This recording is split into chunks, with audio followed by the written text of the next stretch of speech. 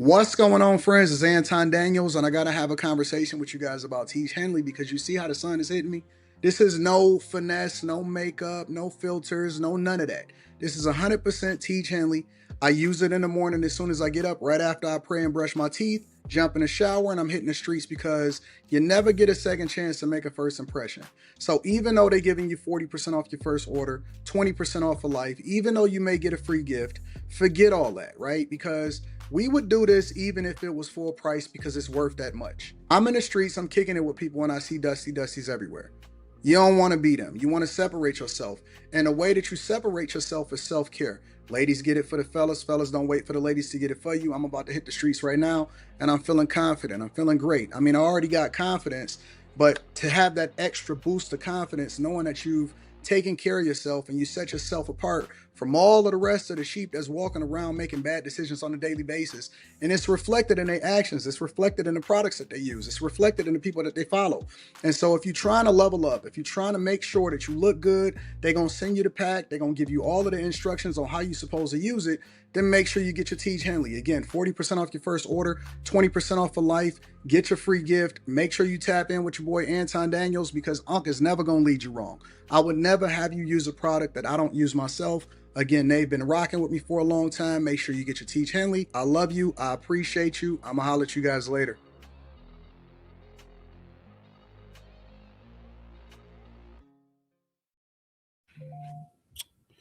Oh, man. What's going on is Anton from AntonDaniels.com.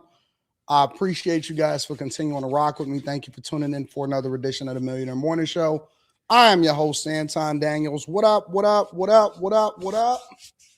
What's up, friends and family? How y'all feeling today on this Tuesday, June 2nd, 2026, year of our Lord?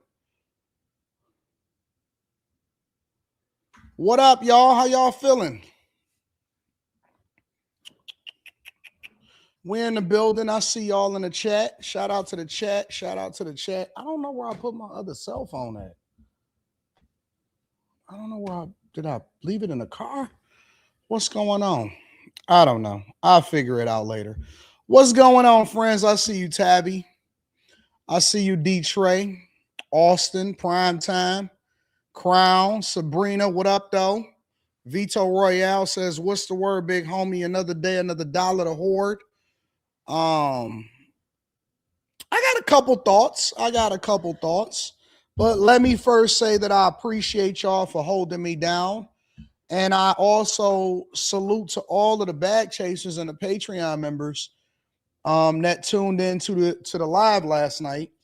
So we did a Patreon live stream on Stock Club, and I had to break it all the way down for the people on what we were investing in, what we weren't investing in, and why we were investing in what we was investing in. And I think that it was very informative to most people. Because I don't know how you missed that if you watch this show on a regular basis. I don't know how you miss it. Honest to God. I mean, even if you missed it, you can restream it. I don't know how you missed it. I already uploaded it probably 15 minutes after we got done live streaming it. I don't know how you missed that. Honest to God. You appreciate the live stream. It was crazy. It was a lot of information. And so I don't know how you miss this type of money. Real talk. Like we prioritize the wrong things. We really do. We here for all of the nonsense. We show up to the dumbest events and the dumbest parties in real life. We hold up the wall and all of that. And when you get all of the information so that you can make a change in your life, literally, it's life-changing information. And I'm not exaggerating. Seriously, it's life-changing information and people miss it. It's crazy to me.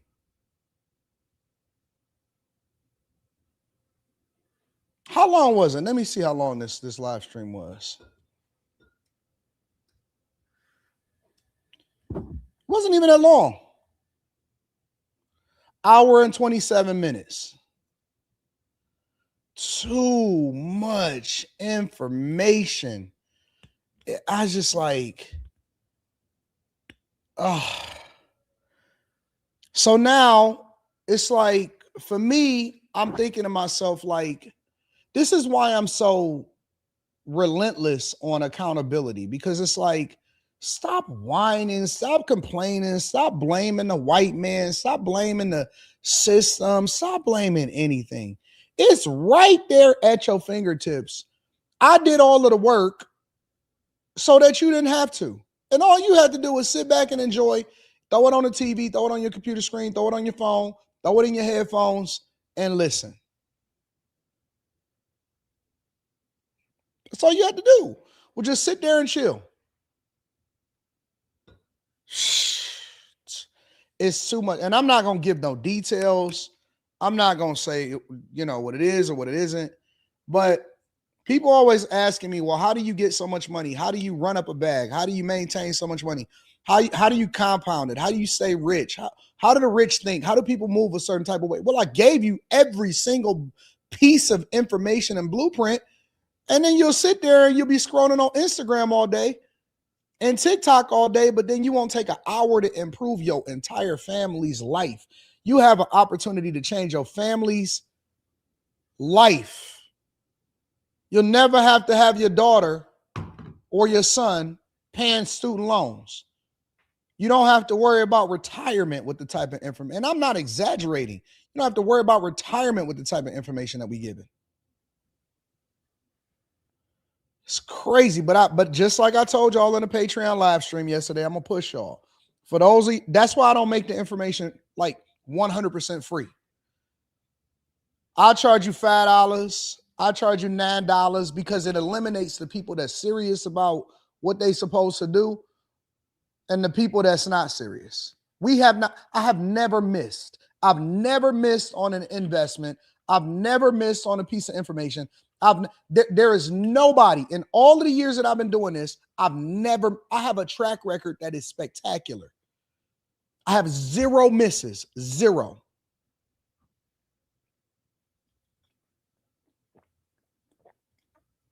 We buy whole cars and cribs off of this. We literally finance our lifestyle off of this. And people be missing the information and they'll come on TikTok or something and be complaining, oh my God, I can't believe it. I'm getting kicked out of my house. I don't know what's going on. It's like, what do you want me to do? What do you want me to do? Now you want to come to me and ask me, Anton, could you hook me up? Hey man, I'm dusty out here. It's like, bruh.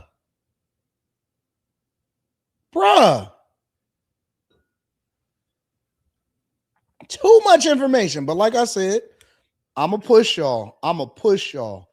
I told y'all in the live stream yesterday for the bag chasers, I'm focusing almost all of my energy on that. And I'm going to push y'all like I never pushed y'all before. I'm going to push y'all like I never pushed y'all before for the chasers. Shout out to the chasers. Shout out to the bag chasers. Shout out to the Patreon members. I'm just, it blows my mind how people could just walk away from almost practically free information. And then they'll be sitting there asking me these questions all day long, trying to pick my brain when you see me in person. Hey man, I got some questions for you. You a chaser? Nah. What you need, bro? That's all I'll be looking at them. What you need? You a chaser? You're not a chaser? All right, I see you.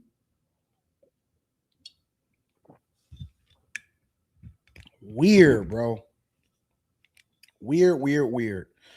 Anyways, let me read some of these cash apps and super chats. We're gonna get right into it. I don't want to waste no time. I want to get right into it because I got some general thoughts that I want to share also. First of all, shout out to my girl Molly, says Iceman all summer 2026. That's a fact. Shout out to my girl Molly. It's my Molly. I lend her. Is that my phone? All right, let me go get my phone.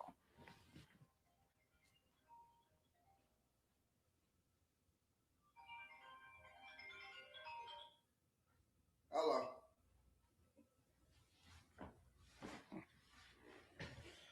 Well, I'm glad that a spam call called me because then it allowed for me to find my other phone. So, shout out to my Molly. That's my Molly.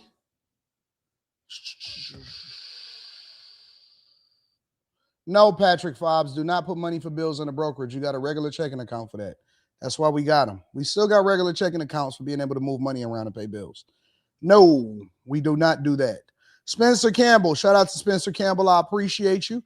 Thank you. Says good morning, AD and the Bag Chasers. Mike that dude, what up to Mike that dude? I appreciate you, Mike that dude, for holding us down. Yes. What up, y'all in the chat? I see y'all.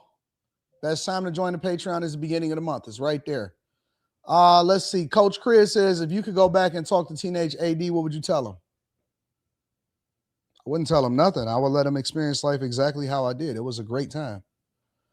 I think that my experience as a young AD was fun.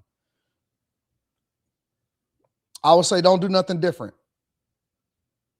Anytime that you think that things is not going to work out, it's going to work out 10 times more beautiful. And do I wouldn't change anything. Not one thing. You know how people say that they will go back if they could be this age again, they could be that age again. I don't want to go back to be no age. I love the age that I'm at. And at the same time, I had great middle school experiences. I had a phenomenal high school experience. I had a great early experience in college, and you know, my earlier life when I first started making money. I made a bunch of money. I spent a bunch of money. I blew a bunch of money. All of the lessons that I learned from going broke, that benefited me. Those are the lessons that I teach y'all today. And then building it up from scratch and holding it down for the next 10 years. I don't have no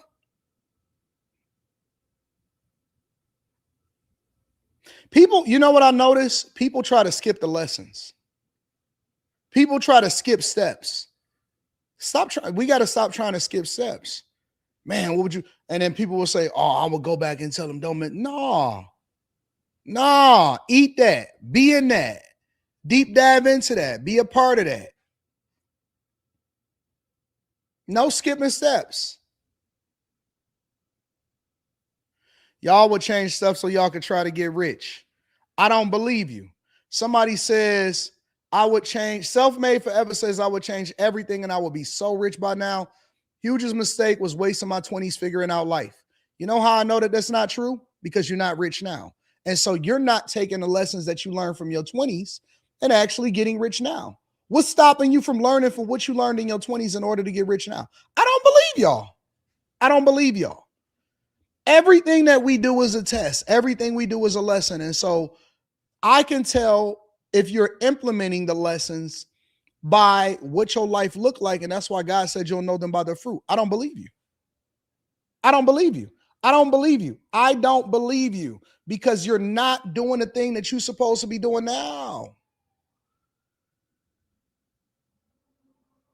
What y'all think that is? Wait. What y'all think is too late for y'all to get rich? Y'all gave up? Listen, self-made, forget the young dudes. What about you, me, right now? Forget the young dudes. I'm talking about right here, right now. I'm 44. Man, I plan on being 10 times richer at 54 than I am at 44. What, you thought it was over? What, you think that I'm done? I'm just getting started. Yesterday, I was talking about hitting 2 million subscribers and doing 150 million. My goal is to do 150 million views in 1 month. That's my goal. 150 million views in 1 month. That's what I'm chasing right now. I want to do 150 million views in 1 month. I'm just getting started. I'm just getting up. I'm just getting up. I worked 17 hours yesterday. 17 hours yesterday on a Monday. You know what I was telling my people? I said, all right, and this is God's honest truth. They said, Anton, so what we doing for the summer? I said, my summer is up outside of the meetups. This is the real talk. This is real talk. No cap, no nothing. They said, what's happening? I said, my summer is over right now. I done did everything I wanted to do for the summer. I went to Brazil, right? I went to England. I partied. I hung out with the hoes. I had a good time. I bought a new Lamborghini. I patrolled the streets. I partied for Memorial Day. I took the whole May and I partied my butt off.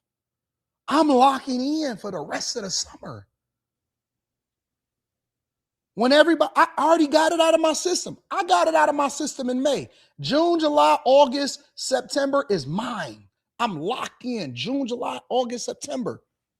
The next 4 months is mine. When everybody outside, I'm pushing all of the boundaries, all of the limits, pushing everything.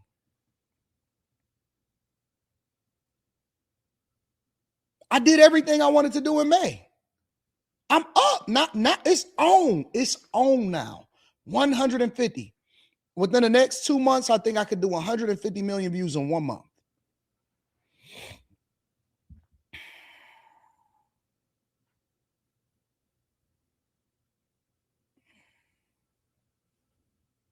It's on for me. It's up for me. So that's all I'm saying. I don't know. I mean, I'm pretty sure that don't motivate y'all, but it is what it is. Let me read a couple of more super chats. I just got a different motor. I got a different level of motivation. I got a different level of dedication. If God could show you one thing about your life that only he knows, what would you ask him? God already gave me everything that I need. Why do y'all need us? Why do y'all need? I don't know if you know it's a theme here. Why do y'all need extra? I already got everything that I need. The word of God, the Bible itself is on my iPad. It's right here. I read it every day. I study it every day. I don't need nothing else from God. He already gave me the word. He already gave me everything I need. What do I need any more from him to show me? I don't need him to show me nothing. God gave me every tool in my arsenal that I already need, and all I have to do is execute and be obedient. I don't need nothing. I don't need no special requests. I don't need God to show me a sign. I don't need to try to figure it out. I don't need none of that. I got everything I need right here. The word is the word. Y'all need some extra motivation. You want confirmation that he really sees you. You want him to see you special and come down into the clouds and talk to you individually. You got everything you need to be successful. I don't need nothing. He gave me everything I needed. I'm a man. I was born in the United States of America. I can't get no better than that. I don't need nothing.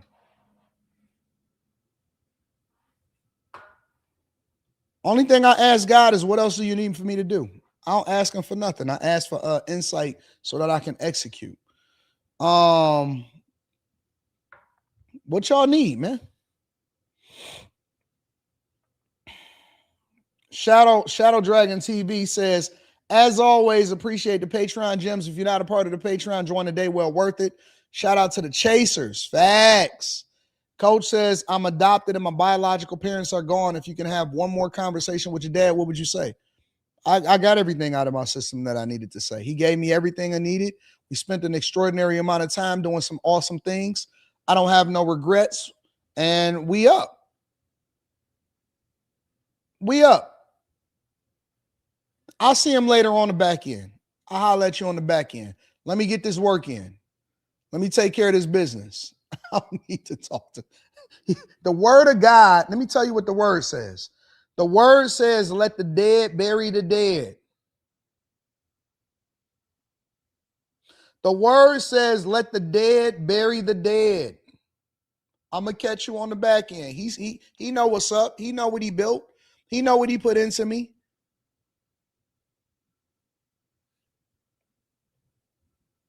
Restaurant club coming soon. Y'all want me to break down how to build a restaurant and how to run a restaurant successfully? Manny Plays PC says, great show last night. Dump my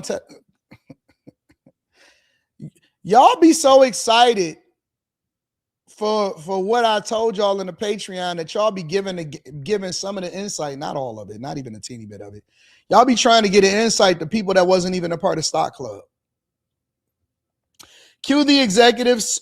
Sweet MLE says, peace AD, I have Stock Club stream on a split screen right now. Kicking myself for missing a lot. Oh, but as long as you restream it, it's good. You good, Executive Sweet. Christian Black in the building. What up, Christian Black? I appreciate y'all. Let's see. Trey Day says, had to say I appreciate all of the game you giving, for real, for real. Keep giving me the game and my coaching, and I'm ready. I'm ready. Season, no excuse. Shout out to Trey Day. And you know what I was looking at? Shout out to the Bag Chaser. Shout out to the Patreon. Make sure y'all tap into the Patreon. Link is in the description as well as pinned to the top of the chat. Let me show y'all something. And maybe it's just me. All right. So I'm looking at this. Let me share my screen with y'all really quickly.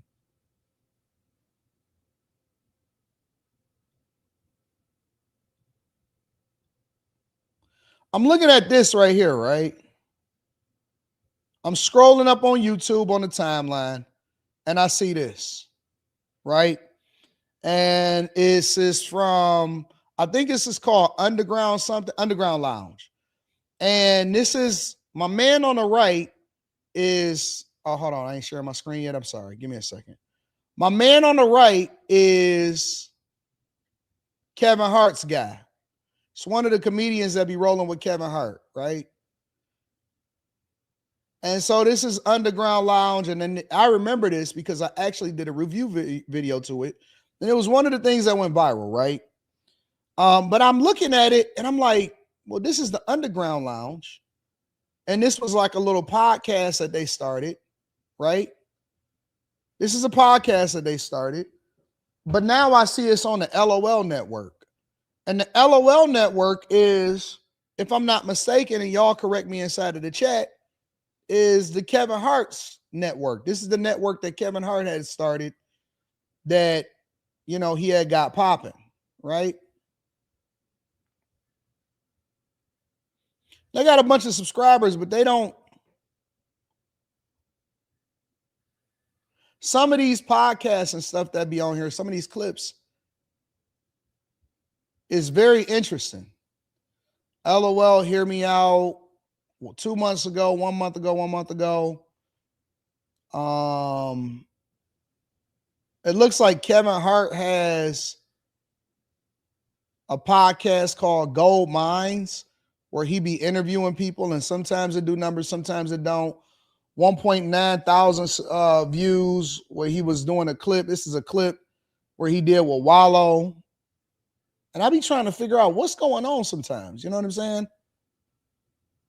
Where's the one where he got of these is live right here? Are these live? 24/7 stand-up comedy, 32 people watching. Let me see this. To let him know I'm out here holding him down like I'm supposed to. But you know, like I'm out here like on the outside, I still got needs. So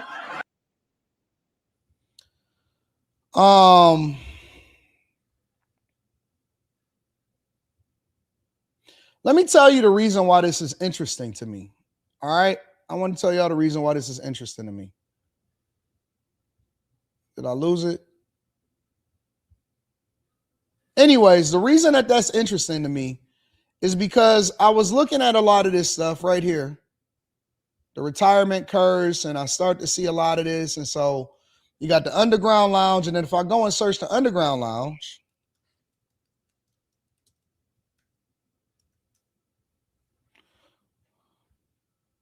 and they got 150,000 subscribers.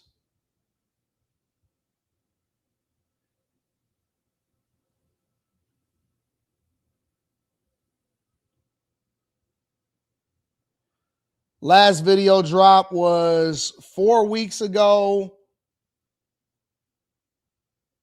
Another clip was 8 minutes, and it was 1 month ago. It did 1,000 views. This one, the full show, they pulled out Kevin Hart, his homie, that did 343,000 views on the whole live stream itself. They did one with 2 Chainz that did 10,000 views. Look like another one, the Holly Hotline episode 7 with Spank. That did 1.8. I'm going to just keep it 100 with y'all. Like, I know that people are trying to figure it out, but for whatever reason, a lot of times, and I'm not dissing at all. So let's be very, very clear about what's happening right now. Not dissing at all. But for whatever reason, people thought that it was easy for other people to just start a podcast and that be the end of the conversation. And it's not. It's not. Long form content is much different than Instagram, is much different than TikTok. Let me say it again for the people in the back. Long form content is much different than people on Instagram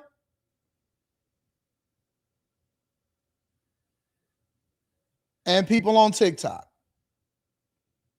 Real talk. And so now what I'm starting to see is a lot of these networks trying to piggyback off of each other. So for example, you know how you can basically tag and say, okay, well, it's both the Underground Lounge and the LOL network right there in order to kind of piggyback and get some visibility. And then now you also see these other networks trying to swallow up smaller networks. And so I'm starting to see a trend, and I'm starting to see, different things that are happening inside of the industry where A, it seems like people are trying to cheat the game, and B, people are not having the success that they're supposed to have. And so I'm seeing a lot of very weird, curious things that's happening in the industry. And it's hilarious to me because it shows you that people that are really good at what they do, they get results on a different level. I'm starting to see is the podcast game, the content creation game is the new record labels. It's the new music industry. It's the second coming of the music industry. And so even when you see like the networks, the big network deals, I've seen a bunch of people move over to Netflix. Netflix bought a bunch of stuff. I see a lot of these places got different ad reads. If you look at some of these podcasts and stuff and platforms, they got all of the same sponsors, Boost Mobile, and then it'll also have some kind of gambling. It'll have a gambling thing also. They all cheating the game. They all trying to cheat the game because there's an ad spend that comes with these companies. All right, so let me give you all a little bit of insight. Byron Allen is a billionaire black businessman that recently bought BuzzFeed. Some of the stuff that he gets into is really, really boring, right? Some of the networks, some of the stuff, he's a former comedian, and he gets into it, and he's been going on this tour recently where he's been doing a lot of videos and a lot of podcasts where he's talking about acquiring different assets and stuff like that.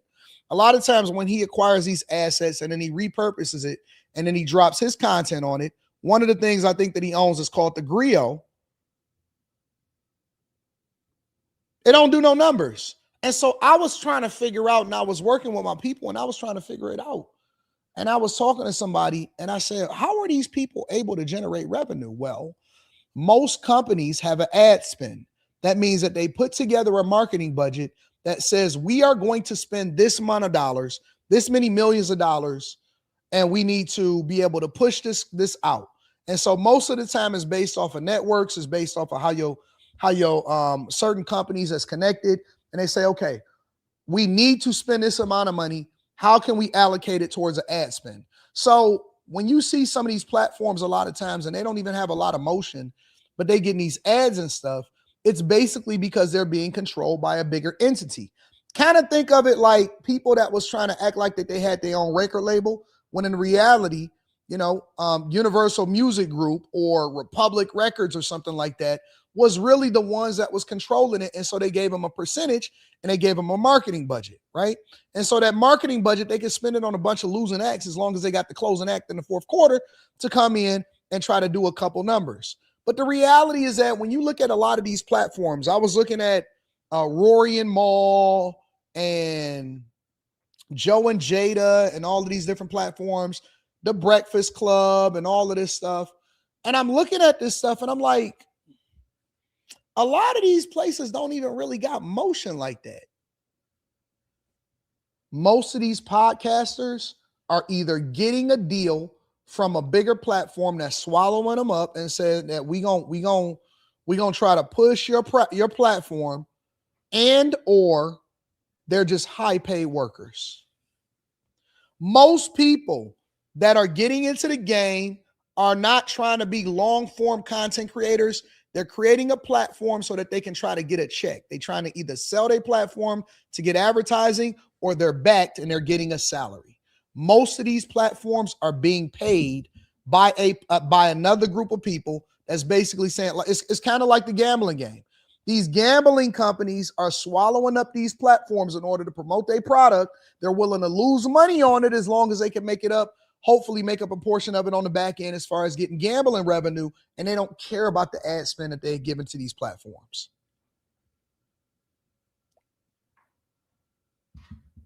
People are cheating the game. Most of these platforms cannot survive on their own. Listen to what I'm saying. Most of these platforms, don't be fooled, don't be deceived, don't be played by the big name that comes into it. Former basketball players, former rappers, all of this other type of stuff. They're high paid workers at best. They not getting no real money. Let me tell y'all something, and this is the truth, because I've been in this game long enough to understand how the money works, and I've been in this game to know what the numbers are supposed to look like. As a person that regularly does between 50 and 100 million views a month on YouTube alone, I will tell you, and let's be clear, I am one of the biggest Patreon content creators. I was the person that helped to pioneer and push that platform. Let me be very, very clear. Most of these people, these rappers, these actors, these former athletes, a lot of them are spiraling and they don't got no money. It's tight out here, y'all. It's tight out here. I remember when a lot of content creators were worried and they was kind of expressing some concern, and it was like, yo, you got all of these actors and they're starting podcasts and stuff like that and all of this stuff. They don't know how to, they ain't getting no money. They don't know how to run up a bag. They don't even have no work ethic. They got these huge production teams. They got 3 producers, 3 cameramen, a makeup artist. They got to rent the studios. They doing all of this stuff, and then they got to pay the talent or whatever. They ain't got no choice but to get a sponsor because A, they don't understand the business side of it, and B, first, they don't understand the business side, and B, they don't have no work ethic. It's very few of us that are able to actually understand the game and generate the most revenue as much as possible. You got a whole bunch of people that's spending a whole bunch of money, and so they got to get sponsored because they not putting their own money up, right? Because they don't even believe in themselves, and so they're looking for a deal, and it's no different than the music game. I'm telling you that these people are cheating the game, and that's why they failing. They don't have no work ethic. They're not going to put the time in. They're not going to not sleep. They're not going to build it from the ground up. They looking to get a deal. That's why you see a lot of people, they go over to Barstool Sports and all of these other places. Look, bro, most people do not have a truly independent platform. There are very few of us that are independent. Very few of us.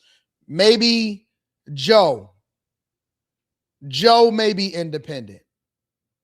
That's maybe Ack. But very few of us are truly independent. Most of these people are owned by somebody that have a percentage in their hand in their pocket. And that's why they being high paid employees. Very few of these people are independent and own their own platforms. They don't have no real ownership, bro.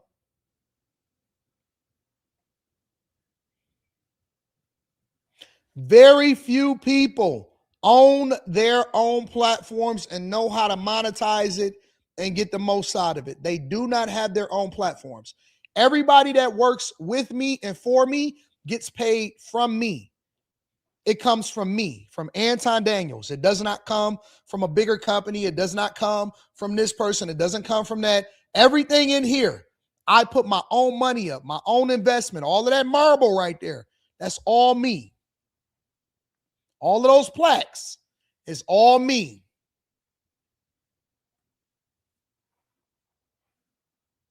None of these people, you want to know why people keep talking about control and all of this stuff? They're being controlled because they don't own their own platforms. Very few people. I would be surprised if any more than, and I'm not just talking about, regular and content creators that's trying to figure it out and trying to come up. I would be very, very surprised, and I mean very surprised, if there is anything more than maybe 3% of content creators that 100% own their own platform. And even some of the ones that own their own platform, they got partners.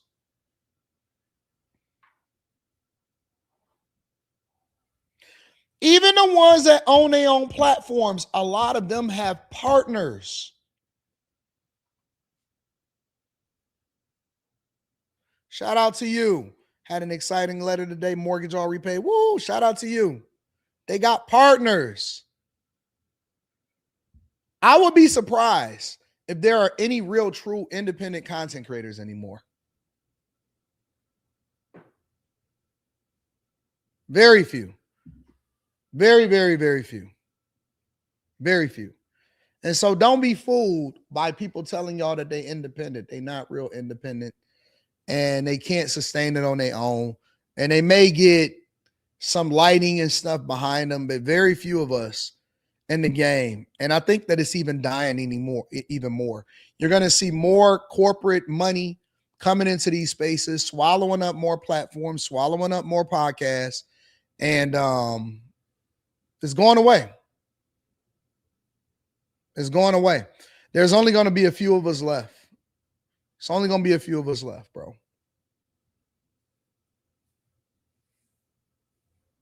When I found out that what's my man's name? Doug Muro.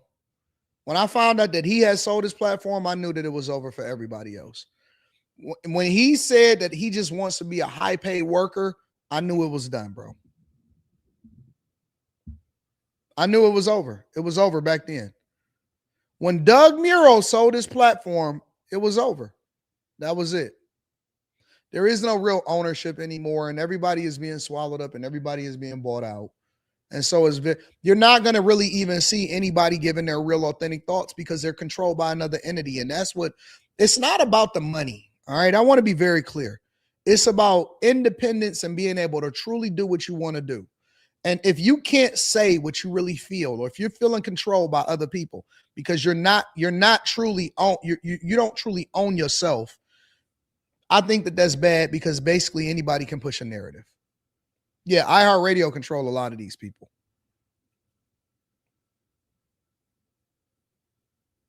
Yeah, Doug DeMuro. Is that his name, Doug DeMuro? A lot of these people are owned, bro. A lot of them are owned. They selling out. They selling out. So, anyways, just a thought. Let's go ahead and get into the show. Make sure y'all tap into the Patreon. Link is in the description, as well as pinned to the top of the chat. Let's go ahead and head straight over to, let me say this. Can we cover the Carmelo Anthony trial today? What's happening at the Carmelo Anthony trial? Let's see.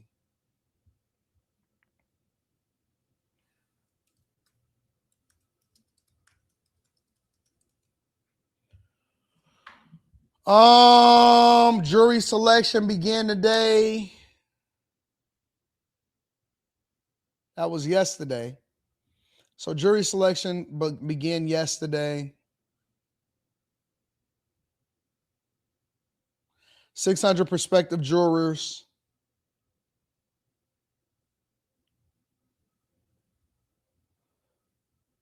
Are people allowed inside of the courtroom?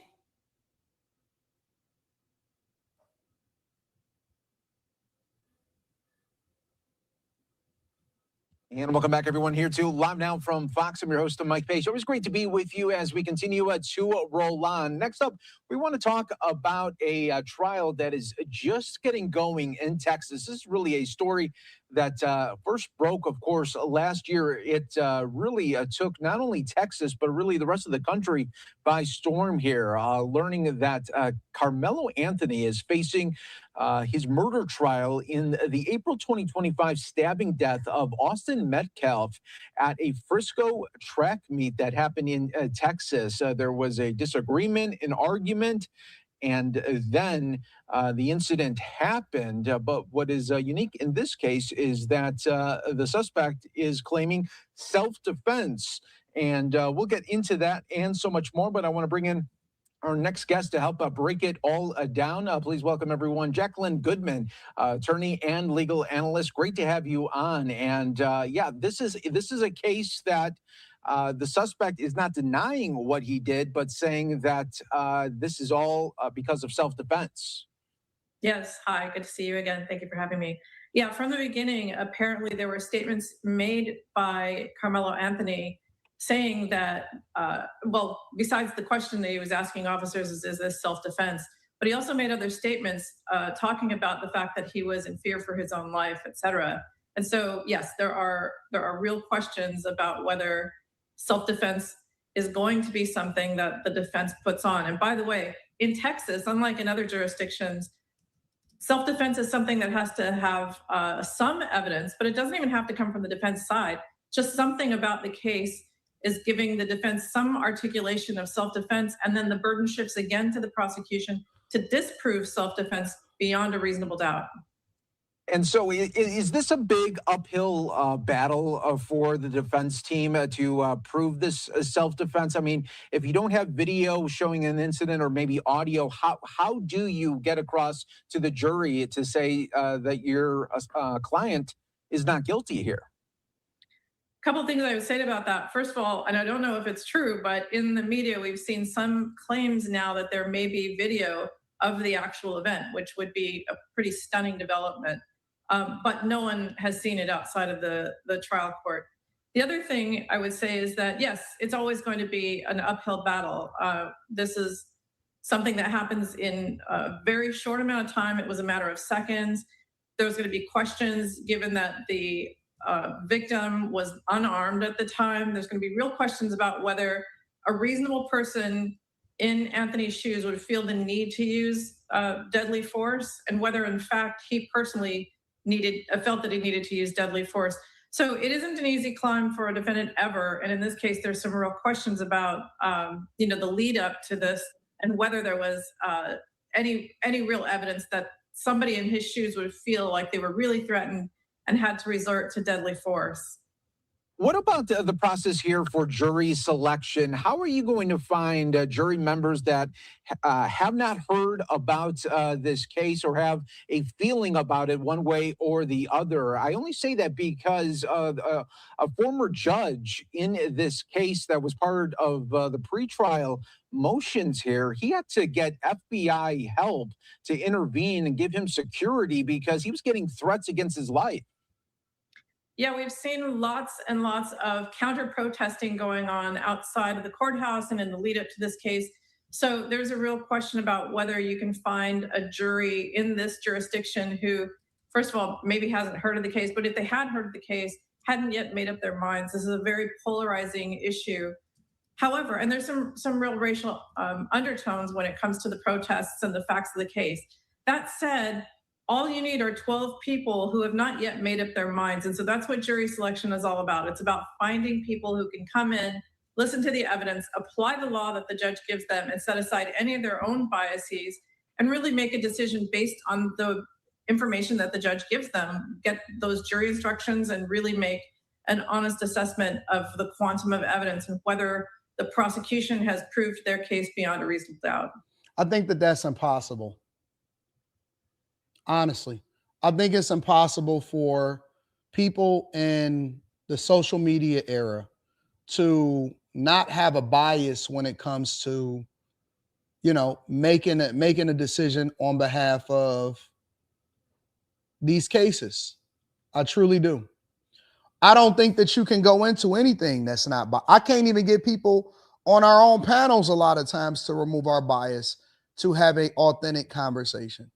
And so I think that everything has changed. The laws that have been developed that has governed us up to this point are now flawed because we have new technology. It's kind of like child support, right? Or family court laws. Family court laws were developed and created at a time where women didn't have any rights, but we failed to update family court laws as women gained a foothold in society to be able to make the decisions for themselves, to divorce, to be able to marry, to have more jobs, more autonomy over their bodies. But we never changed the family court laws to update along with every new freedom and opportunity that women have gained. And so now you're already guilty in the court of public opinion. And so for them to be able to go through jury selection of 600 people to try to find 12 and say, hey, are you guys able to remove your bias to make a decision not based off of race, not based off of social media? Did you even hear of this case before? It's impossible. It's impossible. Because we all have an opinion. We all have an opinion about what happened based off of information that's not even presented yet. So it's almost like an uphill battle. It's an uphill battle. Real talk. There's people in the chat right now that's trying to get me to speak on stuff that's not even relevant to the subject that I'm talking about. I don't know if y'all familiar, but let me just update y'all really quickly.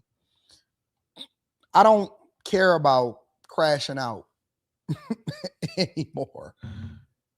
I just ignore you. You know what I'm saying? But I don't censor you because I think that you typing in the chat and you being here actually adds value into the show because it continues to boost our ranking inside of the algorithm. So I don't address people's biases. I only talk about the subject. And if I want to derail, then it has to be relevant to the subject. It can't be something that's outside of that. So if you want to get my attention, then make sure you email me at antondaniels413@gmail.com and book a coaching call. And then I can tell you what my thoughts are. Book the time, and then I'll tell you what my thoughts are.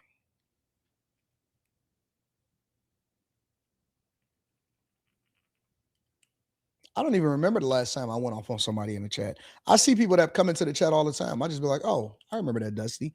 And I'll just keep cooking.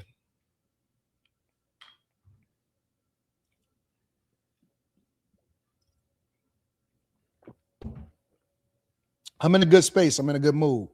I made a lot of money last month. So I don't know how to crash out right now. I'm in a really, really good space. No plastic bottles over here. We only do glass now. Oh, I think we're going to have a great show tonight. A phenomenal show tonight. But more importantly, as we talk about this, let me tell you what other caveat is going to go into this. It's going to be a race-based trial. This trial is not about whether he's innocent or guilty of killing this kid. This trial is 100% about a black kid versus a white kid. That's what it's about.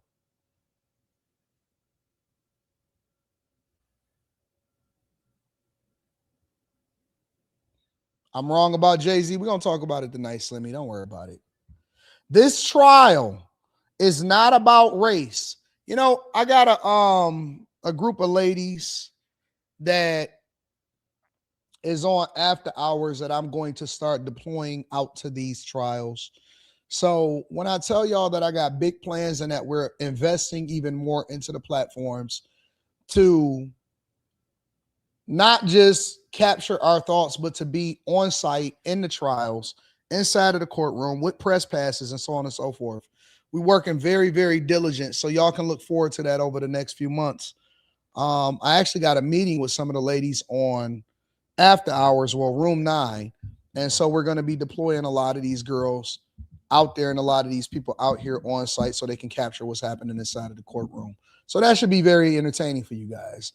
Y'all can look forward to that and giving y'all a little bit of a clue of what we're working on. All right. But My point is that I don't think that people are going to remove their bias. Most of the people forgot about Carmelo Anthony, myself included, until the person that was inside of the chat said, Anton, are you checking out for this? This is a race-based conversation. This is not a conversation on, you know, if he killed him or not. Most people have already taken a side because he's black, or most people have taken the other kid's side because he's white. And it messes the game up because I'm not sure if you can get a fair trial. Regardless of whether you picking a side of the white kid or the black kid, I don't know if you can get a fair trial once you got the court of public opinion.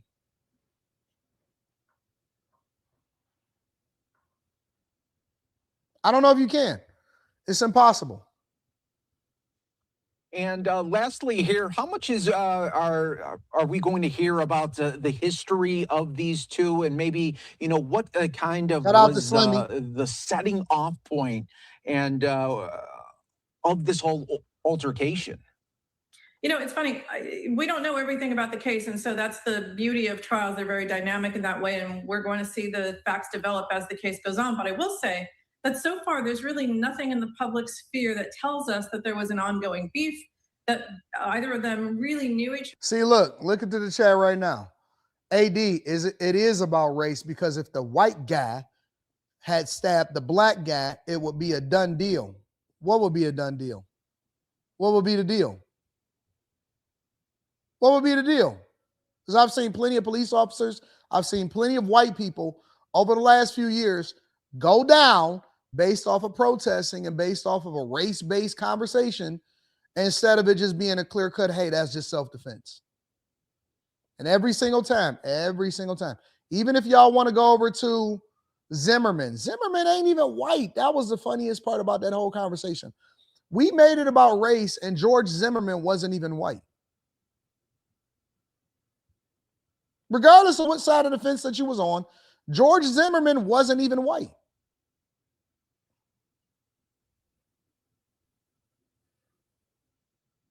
More opportunity for us to divide ourselves based off of race.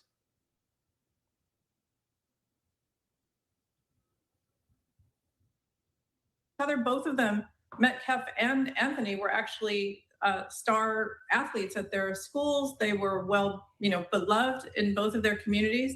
And there's very little to discern from the information coming in that either of them knew much about the other going into this one incident where it, in a matter of seconds, results in a death. And so, yes, it's a stunning turn of events in this case. And it's going to be really interesting to see whether, in fact, there was any kind of history between the two of them. Yeah, definitely. And that's why we wait to see what the evidence plays out. Somebody says Zimmerman definitely considered himself white on his ID. I don't care what you think. Listen, we see men consider themselves to be women. That don't mean that you're a woman. Like, come on, man. Wake up, wake up, wake up. Wake up, wake up, wake up, wake up. Y'all so hateful. Y'all so hateful. Y'all hate so much that it literally prevents you from growing. You got so much bitterness in your heart, and you got so much hate in your heart that you can't even think logically anymore. Wake up. Wake up. Like you seen his, did you see his ID? Did you see his ID? Y'all just be talking.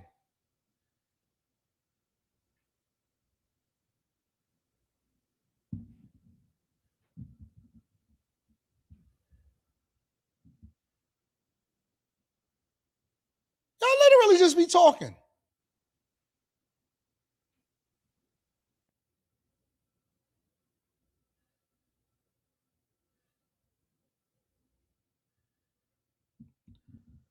I don't understand it, bro. Do they even have race on your ID? Where's my ID at? Let me go get my ID. I need to go see, bro.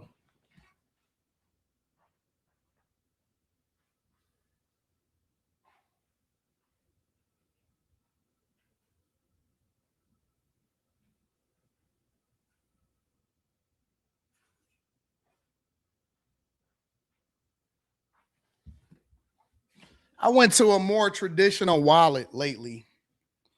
So we got the new wallet. This is the new joint. That's a little bit above your pay grade. Don't worry about it. Let me see what's going on my ID.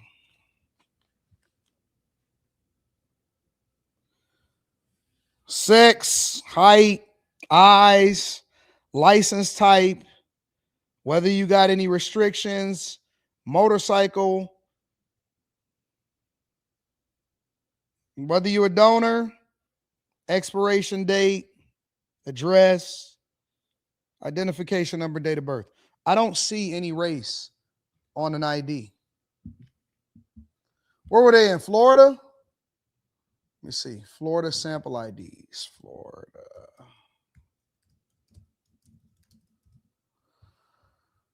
Let's see. Florida sample ID. Let's make it large. 2026. Make sure we get the most recent version of it.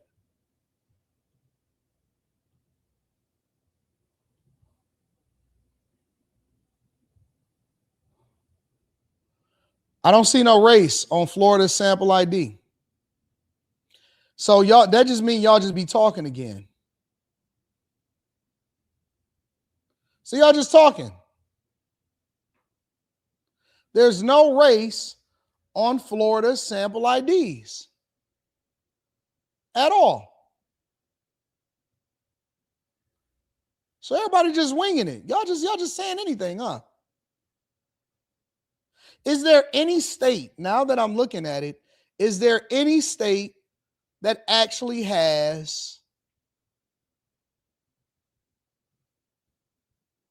race on their IDs? So y'all just be talking. Y'all so hateful and y'all so racist that y'all are willing to say anything. He definitely considered himself white on his ID. What? So you just saying anything. You just literally winged it for no reason. Bro, we are in low fruit. The lowest, we dealing with the lowest hanging fruit that you can possibly deal with right now. The lowest hanging fruit that is available. Good gosh. In court, and we'll be continuing to break it all down as the info comes out. But Jacqueline, thanks so much for coming on here on Live Now from Fox, giving us some great insight. Somebody says, AD, do you still sell 8 balls? No, I only got 2 balls and a bat. And it's crazy. The bat is crazy, fam. Third leg. Shout out to the Mushroom Kings. Make sure you guys hit a like for the algorithm. Subscribe to the channel and turn on your notifications. Let's see what's happening in these streets with these supers. King DJ Trick says Snoop Dogg had GGN. Mike Tyson had his 2 variations of his podcast, but it's ran by people in the background. A bit of smart says they trap young people from college to entertainment to give them big credit bank loans, which they overspend before the money. Lifelong debt at 23 is sad. Hey, why y'all telling me?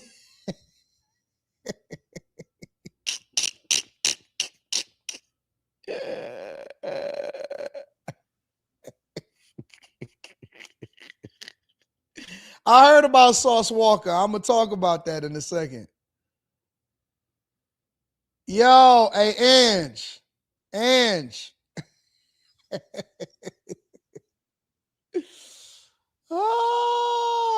Anton thinks he's perfect. No, I'm just like your profile picture. I'm just blessed. God said, Mushroom King for you. And then for CW, he said, and let me give you a ditty.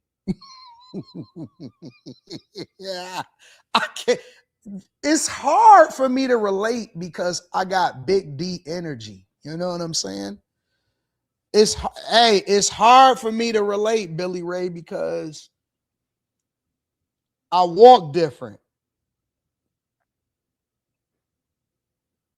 You scooch, I walk. You scooch, I walk. I can't relate. I don't understand. I don't get it. I'm not gonna even pretend like I was ever able to relate to you. I will never be able to understand why you feel the way you feel and why you brokenhearted about the cards that life has dealt for you. That's not my plight. We all got different things that we got to work through. That's not my plight.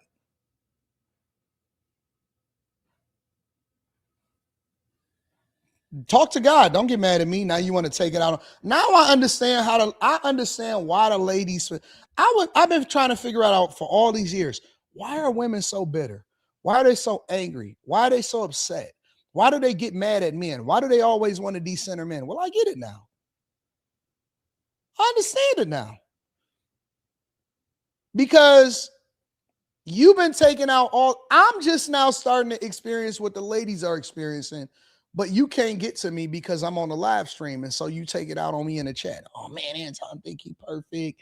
Anton acting up. Oh, he think he all of that. He ain't rich. He ain't this. He ain't that. And I'll be like, oh, okay, I get it. So now I understand what the ladies is going through because you've been taking out your bad energy, your negative energy on them.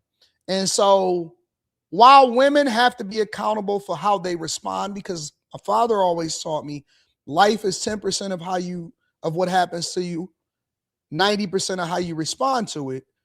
When I see these girls, a lot of times I get it now because they've been trying to overcome your insecurities for the entire. You keep trying to humble them because every time you take your pants down, you got to brace yourself because you're trying to make sure that they don't giggle a little bit. But she holding it down.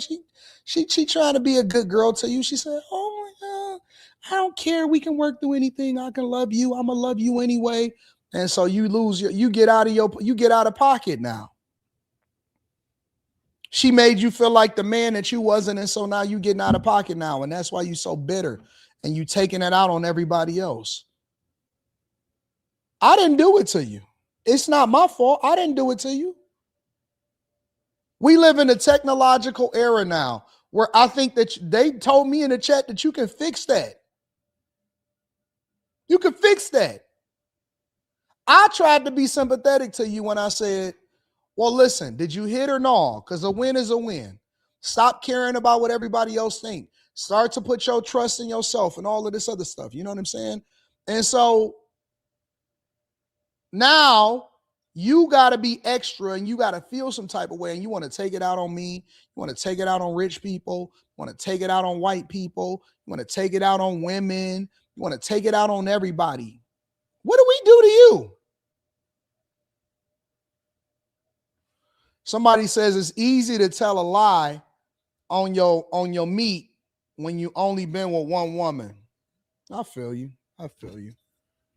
Where's she at? Where's she at?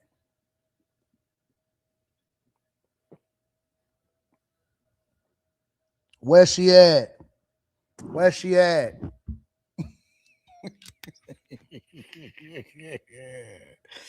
That's a fact.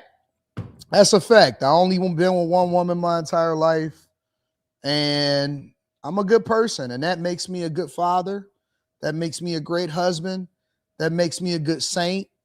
That also makes me an excellent role model to how we're supposed to operate in society. I don't know if that was is that supposed to be an insult?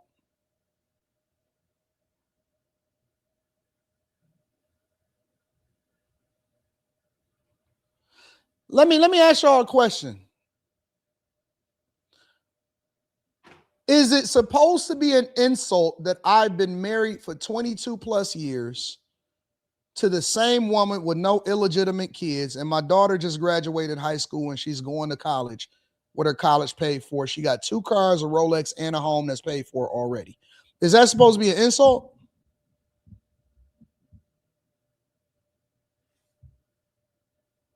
Do you know what I'm saying, Janice? Hey, was it? Hey, that's like telling a smart kid in class, that's why you get good grades. I know. That's why you got two parents and you was raised with your father.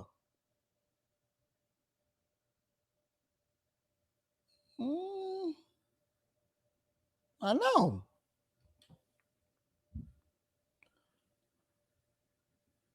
Let me call my daughter. So I got a loving relationship with my daughter.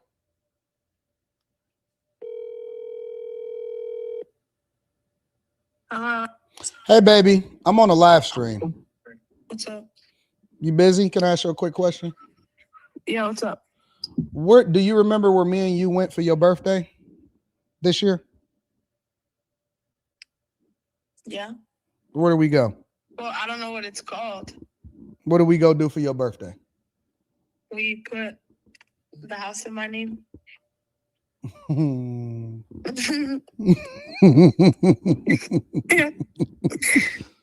You excited to be moving Yes. in soon? Yeah. Very excited. I'm getting all my stuff right now. Getting all of what stuff? Because I have to like get all the appliances and stuff. But you know, my grad party, so I'm gonna just have people I'm gonna just ask them to buy it there. Okay. I'm so smart. What did you ask me for yesterday? A new watch. What kind of watch? It's gold. Go what? A gold watch. Because I already have, what did you say? What kind of brand? What brand did you ask me for? Rolex. Wait, but you said it was it's not silver, it's what? It's stainless. It's stainless, yes. I already have stainless. All right, baby. All right. Talk to you later. Bye. That's why you got a daughter that you take care of. You ain't like us.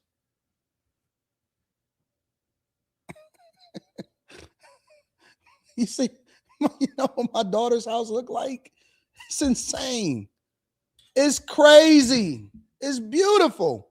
It's gorgeous. Brand new house. Paid for. She'll never, ever, ever talk to your sons, ever. She'll never associate herself with anything. Maybe I'll get her a house in the Hamptons.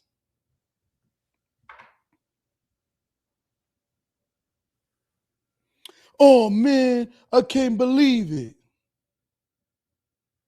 Oh, man, I can't believe that you're doing well in life. What happened? It's the second. The first of the month, we didn't have as many dusty people in here.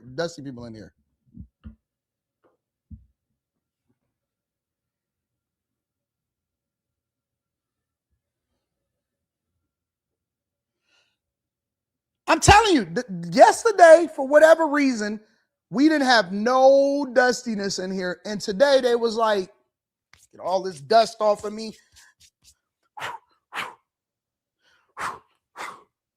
Got to get into the live stream today. Dust life. I don't know where they coming from.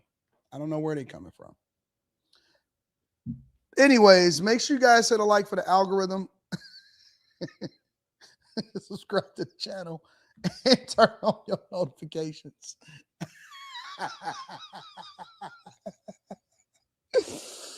I could never be insulted by somebody that wasn't able to keep their family together. Comedian or not, I could never be insulted by somebody that wasn't even able to keep their own family together. That whose claim to fame is, I'm a scumbag. I'm a scumbag. I love paying for pussy.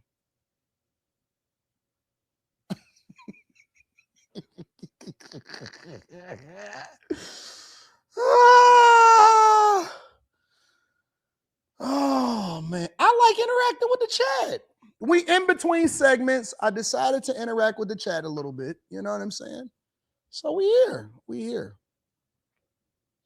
A bit of smart says, sad truth hurts. Ty, how about some white lies? Green Stamp says, what up, though? I appreciate you, Green Stamp. Elmont says, Stock Club, the breakdown of SpaceX was crazy good. Facts. That's a fact. Fa Brown says, only 3 out of 50 states allow race on their ID. New Mexico, North Carolina, and it's optional for Colorado. is the only state where it's mandatory. Bull just talking. I knew it. I knew it. I knew it. Mr. C. Morgan says Florida IDs don't have race on them. People stop lying. Kev says, 8, Anton, did you see the illegal immigrant who killed 4 teenagers in Oklahoma due to drunk driving came through the border in 2022? No, let me hold on to that. I'm going to revisit that. Vito Royale says they spent that last first of the month money. Now they mad at me. I don't know why they're mad at me. Where's she at? Where's she at? All right, y'all. Let's go over to Chicago for a second. Now that we gave Dusty's a little bit of insight.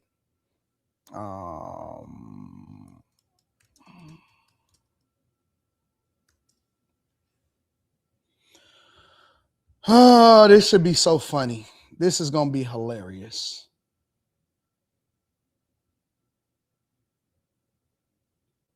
The Bears are all the talk today in downtown Arlington Heights after the team paid nearly $200 million 3.5 years ago for the former Arlington Park racetrack site. Everyone assumed that they would eventually build their new stadium there. But after the legislature last night failed to pass a Bears incentive bill, it now seems likely the Bears are headed to Indiana. Life goes on in downtown Arlington Heights today. While some hope to have a historic professional football franchise in their backyard, many believe it was simply not meant to be. It's just disappointing that they can't get anything rectified. It would have been nice to be in Arlington Heights. Many Arlington Heights leaders have been working to lure the Bears to the northwest suburbs for many years. They hope to lobby lawmakers in Springfield, but in the end, their efforts fell short, and some feel betrayed. I think all of Arlington Heights is feeling let down. It seemed like we've had a lot of positive momentum over the last few months. But Illinois lawmakers were apparently unable to agree on a deal for the Bears despite several years of discussions.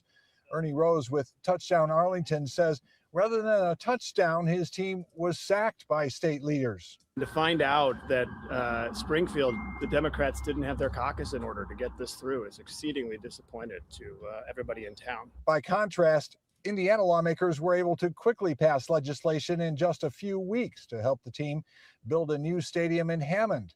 Pro Sports Stadium expert Mark Gannis says he expects the Bears to break ground in Hammond soon, and he believes many Illinois Bears fans will adjust. The team will play in a brand new state-of-the-art facility. It'll be a lot easier to get to for most people than going to Soldier Field has been. And the vast majority of people will still watch the games on television. For their part, the Bears continue to hold their cards close to the vest regarding their next move. In a statement, they say, "We will finalize our evaluation of both Arlington Heights and Hammond and remain on the late spring, early summer timeline that we previously communicated." Listen to what's being said. They're telling you what they're going to do without telling you what they're going to do. We will finalize our evaluation of both Arlington Heights and Hammond. They did not say Chicago. Let's first say that right there. We will finalize our evaluation of both Arlington Heights and Hammond. They are not interested in even talking to Brandon Johnson or staying in Chicago. Chicago is over. Meanwhile, I just literally seen a video of Brandon Johnson smiling, saying, Chicago is the only place where the Chicago Bears need to stay and be here for their citizens here in this city. No matter what, we propose the best deal. And the Bears said, we're not even talking to you no more. You stupid. They said, we're not even talking to you no more. You're dumb.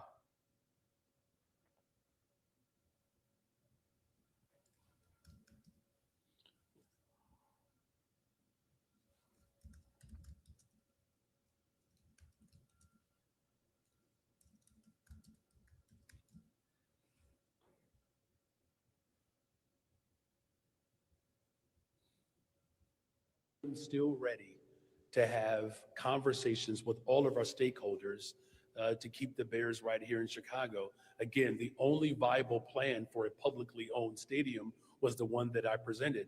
We have said from the very beginning, the proposal that we put forward was a proposal that the Bears would pay for 70 to nearly 75%. That's what they basically said. Brandon Johnson is still stuck on stupid, saying, listen, Chicago Bears, we're the only ones that propose something that's viable for you to stay in the city. Okay? Meanwhile, they had legislators working for years on trying to get a proposal put together for the Chicago Bears to be able to not stay in Chicago anymore. At the very least, hey, maybe we can keep them in the state. Maybe we can keep them in Arlington. Because they already own the land in Arlington. It's not like they can't sell the land in Arlington, right? Land is land. It doesn't really lose value, okay? Hey, listen, we want to at least try to keep them in Arlington. And guess what? They didn't even start to put together that legislation until after it only took weeks for Indiana to put legislation together and say, listen, we want y'all to come over here over to Hammond. We want y'all to be the gay Bears. The Hammond Bears. And I already knew that this was going to fall apart. You know why? Because legislation in Chicago, politicians in Chicago are abysmal. Now I think y'all have ascended. Y'all have practically ascended to the point to where you are neck and neck with California on how incompetent you guys are. Now, I still think that California edges y'all because California have stolen so much money and there's so much fraud in California. It's insane. But you 1B. If Cali is 1A, y'all 1B. 1BITC. Can't believe it. The biggest city in the Midwest, the largest metropolitan city in the Midwest are losing their football team. How is this possible? This makes no sense. And then they can't even keep the gay Bears in Illinois. How do y'all fail? How do you fail to come together to be able to put together a deal to keep your own football team in your own state? Not even your city, but in the state.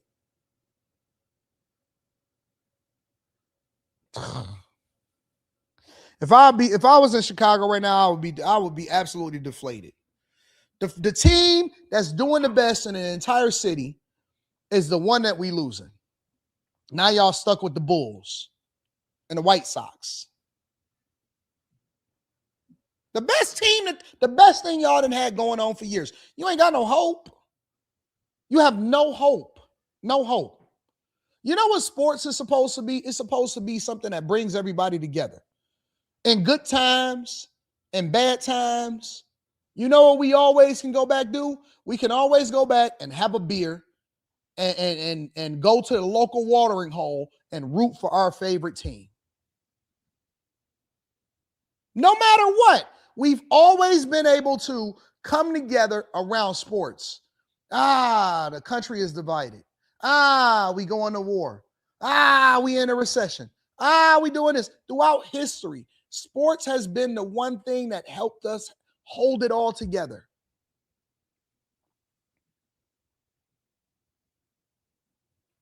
And you guys couldn't even keep that together. Now they're going to be the gay Bears. And I'm pretty sure that they watched this. Somebody within the organization said that they was cracking up at my live stream. I got word that somebody in the Bears organization thought that I was hilarious that I was laughing at Chicago because y'all couldn't even keep y'all team. Listen, if y'all watching this, whether you're watching it in a clip or you're watching it on a restream or you're watching it live, if you are a part of the Chicago Bears organization, go to Hammond, move, go now, run from this city that's trying to tax y'all to death, run from this incompetent leadership. They ain't gonna get it together. They got another 20 years before they start to see the growth of this city again when it comes to finances and resources and doing the right thing. They're not gonna get it until they go bankrupt.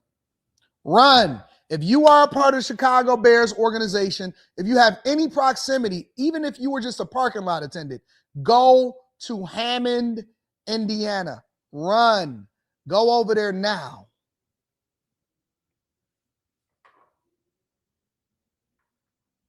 Go. Run. Go. Go where you have opportunity, casinos, a gaming district, legislation, because I wouldn't even want to work with the legislators in Chicago. I can't trust them. If you can't even get a deal done within years, and Indiana was able to get it done within weeks, go. Don't worry about it. Everybody gonna be, we still gonna call you Chicago Bears, but secretly we know that y'all are the gay Bears. Don't worry about Detroit. We got all 4 teams within less than a quarter mile of each other. All 4 of our sports teams is right there. 3 consecutive years of population growth, 12 consecutive years of budget surpluses, more construction and more growth downtown than ever before. We doing what we gonna do what we do. Don't worry about what we got going on. We good over here. That's usually what happens, is the whataboutism. Well, what about Anton? Don't worry about Anton. Anton carry a big stick. He doing what he do. You need to be worried about how you can figure out how to get some motion in the ocean. Keep doing all of them rapid pumps real fast. Ain't going nowhere. Ain't did nothing, ain't going nowhere. Always worried about what somebody else got going on. Worry about what you got going on. We talking about you right now. Well, what about you, Anton? What about me? What about me? What about it? I'm rich. I'm gorgeous.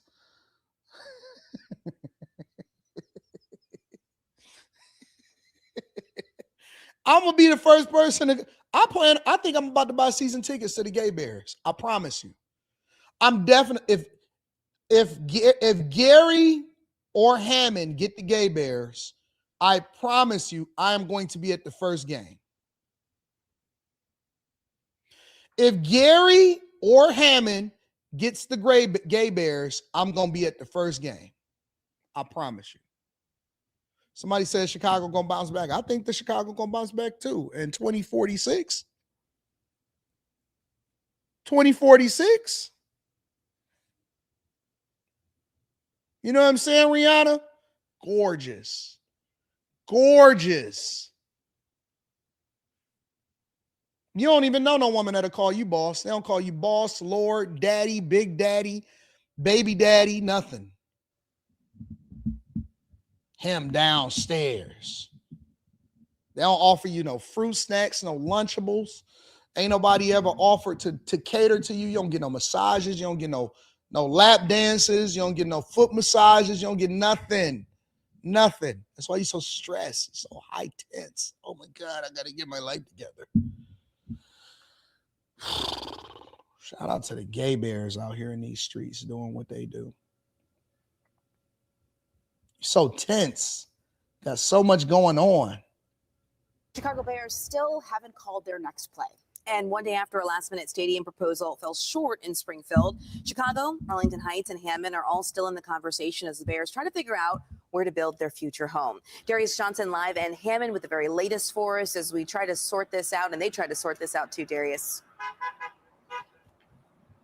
Yeah, Audrina, that's exactly right. If Springfield's goal was to give the Bears a clear path forward, it clearly didn't happen. That legislative session ended without action on a bill that supported.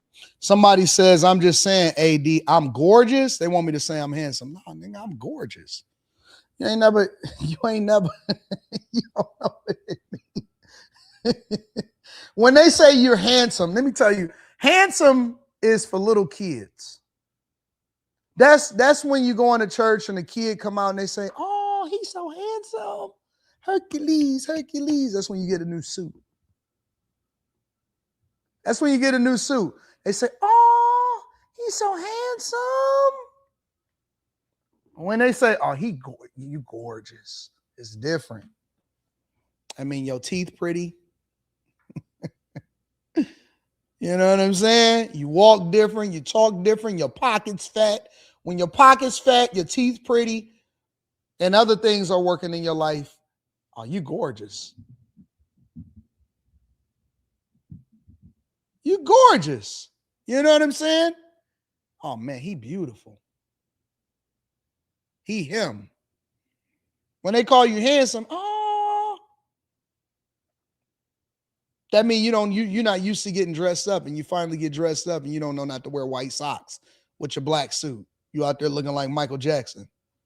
Oh, he's so handsome. That means nobody really taking you serious. You know what I'm saying? Nobody is taking you serious when they say you handsome. And I know that's like supposed to be the standard, but they don't really take you serious. It's like, oh, somebody will like you.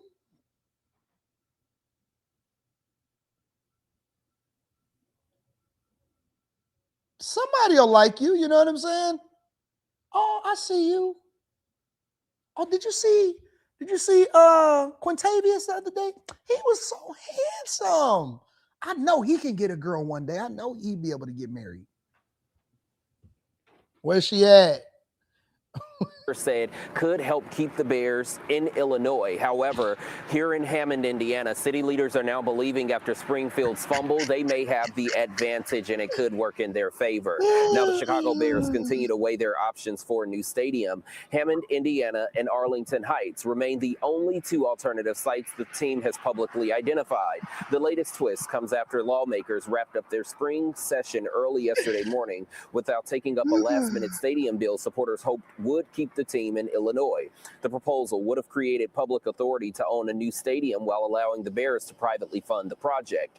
Hammond Mayor Thomas McDermott believes the failure of that bill could help this city's chances. I couldn't get their act together, and we did it over here in a bipartisan fashion in 3 months. And we got a great offer on the table, and I'm optimistic the Bears are going to take our offer.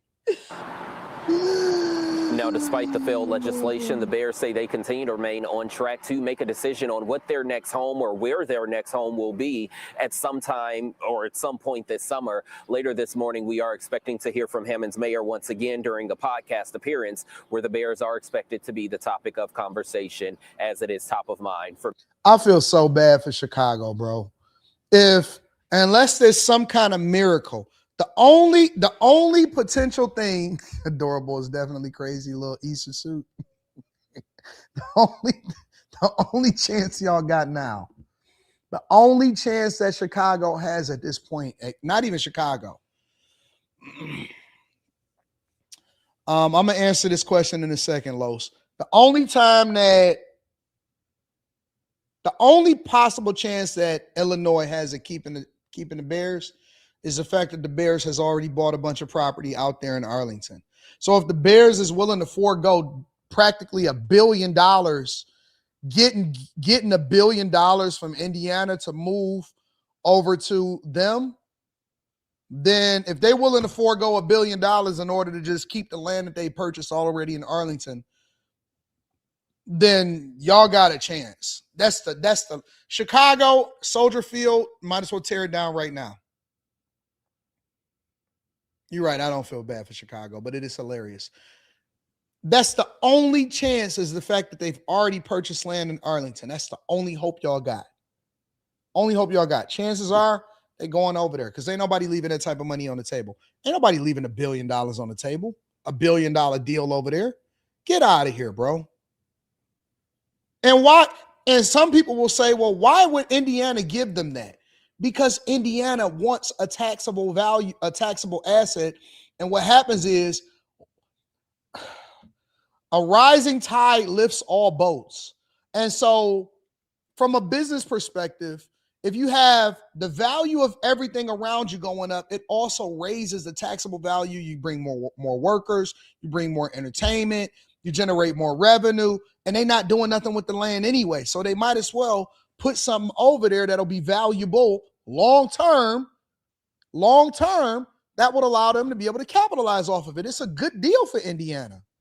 Now, the Bears don't see Chicago as a good deal because it's like Chicago has gotten lazy. It's like you don't appreciate her.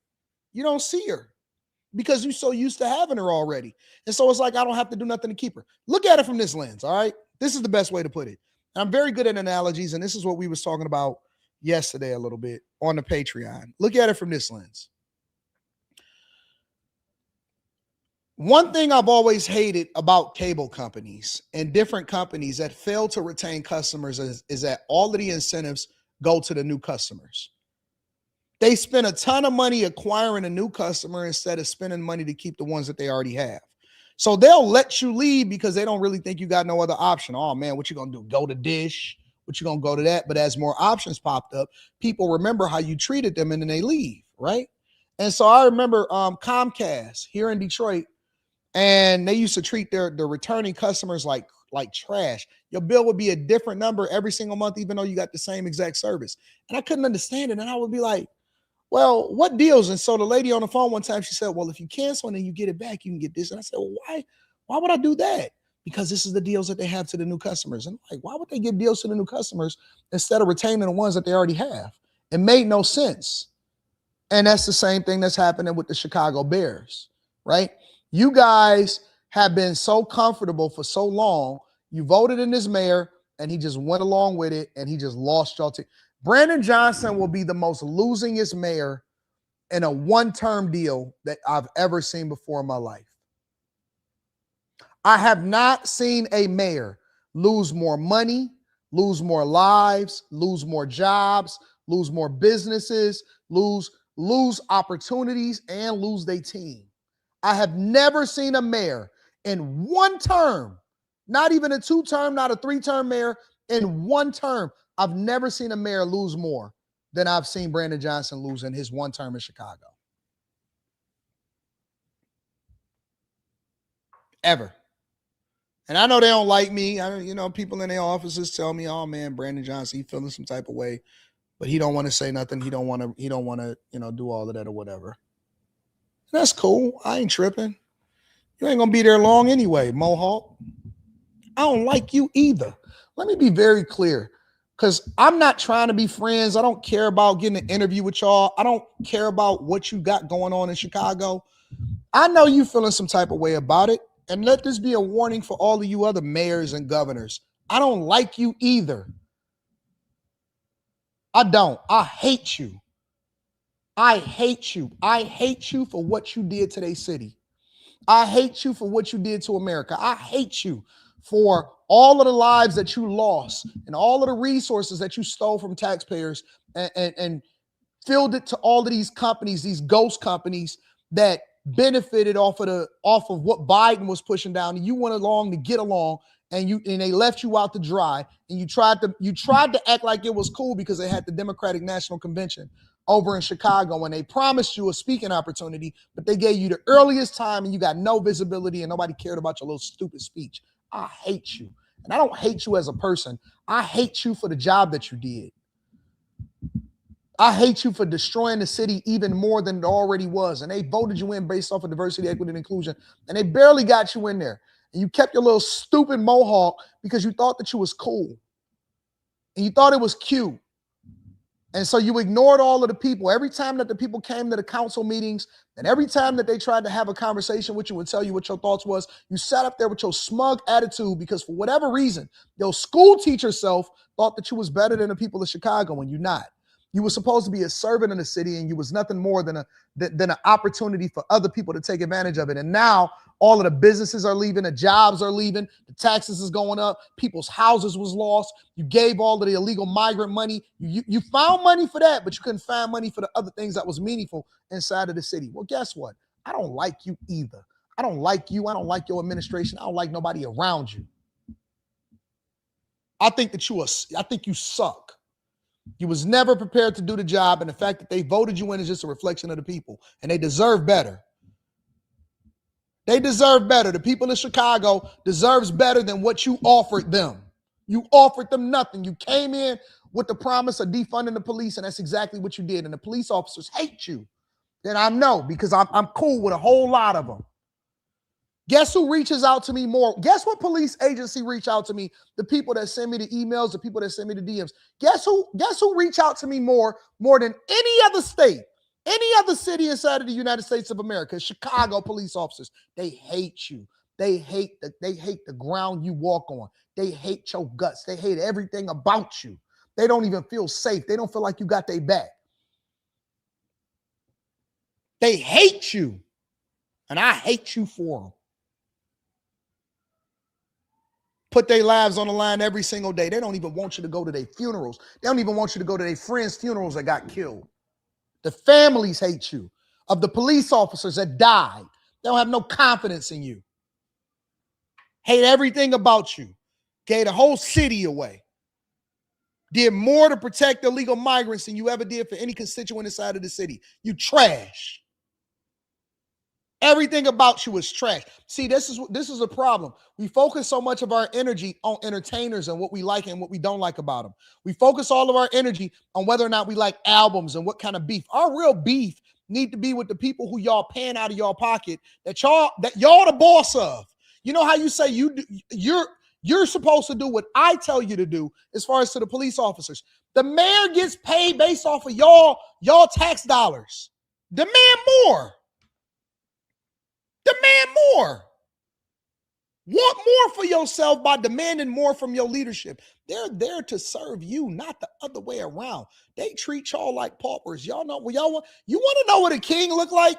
Go and look at the previous city council meetings and the alderman meetings and where he was standing up with his smug attitude and he was looking down on y'all like y'all was nothing to him while y'all was paying all of y'all property taxes while still getting y'all homes taken. That's what real kingship look like. They ain't got nothing to do with Trump. It got everything to do with your local mayors. Your local mayors. Everybody is so dumb that they're focused on Trump. They focus on somebody that they can't get to. Guess what? You can see your mayor every single city council meeting. You could see him. And the people were showing up. The people were showing up to have a conversation with you. And you know what you did? You looked at them and you told them, hey, your time is up. Time is up. I promise to God, if I was a Chicago citizen, I'll run for mayor and crush you. And I'll win too, because I understand the people. I understand what they need. I understand exactly what the constituents really need is somebody that's in the trenches for them. Not somebody that's rolling around with the majority of the police department as a security detail as they continue to talk about how the deficit is running up inside of Chicago. Schools is failing. City police departments is failing, and all they do. And let me tell you what else they told me. They told me that y'all fudging the numbers. Yes, they did. Promise to God. Promise on everything. They told me that y'all lying. That some things don't even get tended to. That some stories don't even get out. They told me that y'all lying to the people and that the numbers was all false. It's all a lie.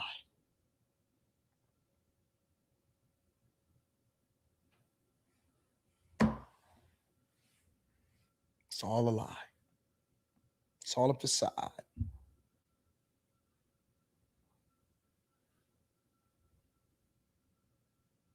They hated you the minute that you got in the office. They realized that you was incompetent and had no ability to do the job successfully.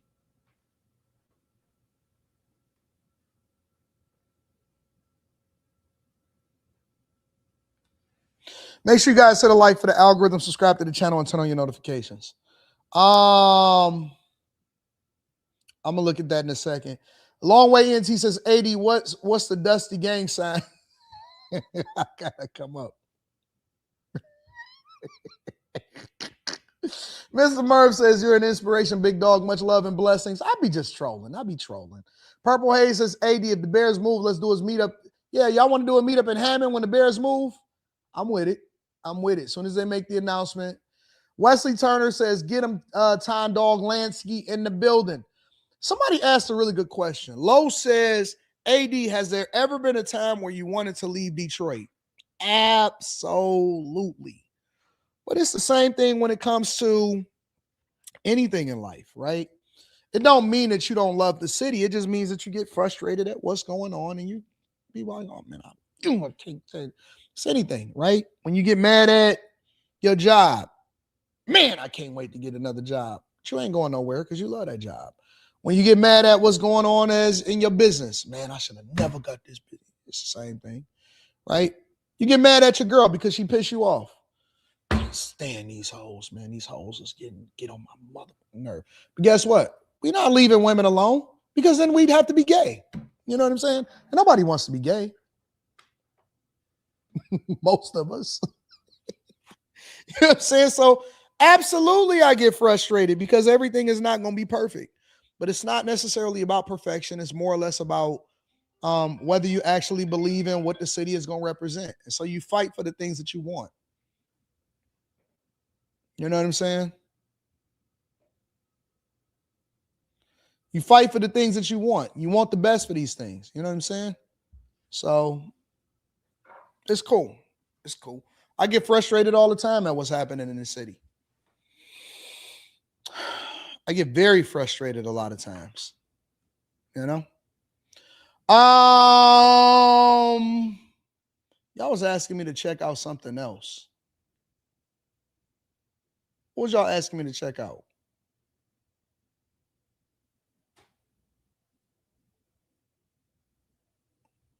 Y'all was asking me to check out something else. What was y'all asking me to check out?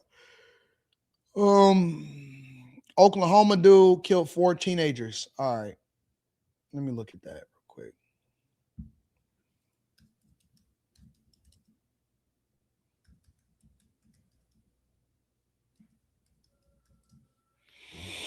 Oh, hold on. Wait Chicago a Bears minute. still haven't called their next play. And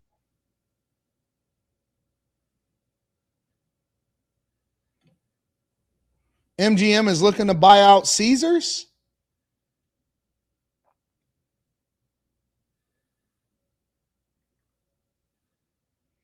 How YouTubers are beating Disney at their own game. All right, we got a lot of stuff that we got to go over.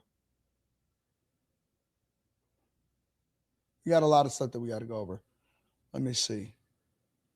I don't see anything about a drunk driver killing no teenagers in Oklahoma City. Y'all gonna have to send that to me.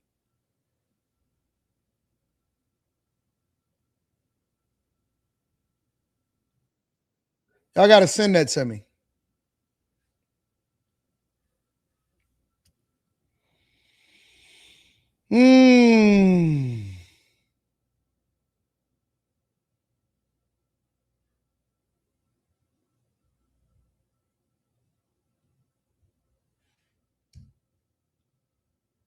Blockbuster deal is targeting the Las Vegas Strip. MGM Resorts has received a multi-billion-dollar buyout offer. MGM Resorts, the largest private employer interstate, they employ almost 75,000 people. Yeah, and it's already adding and shaping up to be one of the biggest shakeups in Strip history. We told you about Caesars Entertainment being acquired by Fertitta Entertainment, which owns other properties like the Golden Nugget. News 3's James King joins us now with what this could mean for Las Vegas workers and the future of the resort corridor. James? Yeah, that's right, guys. While neither of these deals are close to being finalized, they do involve the 2 largest employers on the Las Vegas Strip, which has both economists and labor leaders already looking to what this could mean for those who work under both. This is unprecedented. The scale of these are both blockbuster deals. The groundwork laid for not just one, but both of our Strip resort giants to be sold. Caesars Entertainment set to be sold to billionaire businessman Tillman Fertitta. And now, just days later, MGM Resorts offered a buyout valued at $18 billion from Barry Diller's People Inc. If Diller thought that other people were out there looking at MGM, then you got to jump. And it might not be the smartest business decision at this moment in time, but you're scared because you saw Caesars going. So now what's your choice if you want to enter the Vegas market? The moves would mean both currently publicly traded companies would be taken private, which UNLV economics expert Dr. Bill Robinson says comes with some potential good and some potential bad. When we go to private companies, they're not transparent, but they don't have to make those quarterly reports. And maybe they can look at the long-term good, right? Richard Gere, famously in his movie, is buying companies so he can rip them apart and make money off them. That happens sometimes in these buyouts, and then it ends up being bad for everybody. And as those deals materialize, the pair of companies are the 2 largest employers of local workers along the Las Vegas Strip, sparking concerns for what that could mean for the tens of thousands of local employees under both umbrellas. course it's going to make folks nervous. If you get a $10 an hour wage increase, it doesn't matter if the company gets sold and they can fire you tomorrow. So our contracts are ironclad. Ted Papageorge of the Culinary Union says any new owners would need to sign an assumption letter keeping their currently negotiated contracts in place, and they do expect relationships with both casino giants to continue on the positive track they're headed after the change. There are corporate raiders out there, and their goal is to buy companies and blow them up and make money off the parts, but that's not where the golden nugget's coming from. We'll see about the deal with MGM Resorts. We don't think that's the case. Instead of having the housekeeping staff do 8 rooms a piece a day, they're going to do 12. And yeah, the rooms aren't going to be as nicely maintained and they're not going to be as clean, but we're going to save 50% of the labor cost, right? So again, until we see what they're going to do, we don't know what they're going to do. Now, another thing that Robinson says we should keep an eye on as these deals get finalized. One or both of these new owners could look to sell 1 or 2 of the properties that they will control, which will bring even more new blood to the Las Vegas Strip while also decreasing that total amount of debt owed. In Las Vegas, James King, News 3. Yeah. One of the benefits that come along with purchasing these properties, and this is, I'm just now learning about this right now, but I know a lot about the industry itself because I've researched the casino industry to better understand whether or not, I wanted to ever have a conversation about investing in these industries because, I'm always looking at different opportunities for the bag chasers, and I always want to make sure that I add as much value as possible. And so as I went through and I did my research, one of the things that I learned, and another thing that I tell y'all, and I'm not going to deep dive into it because this is not a Patreon exclusive, so I'm not going to go into the charts. I'm not going to go into it, but I'll just speak very surface level, okay? The casino industry is very much similar to the hospitality industry in that they have a lot of debt. A lot of debt. These casinos and stuff, they carry a lot of debt.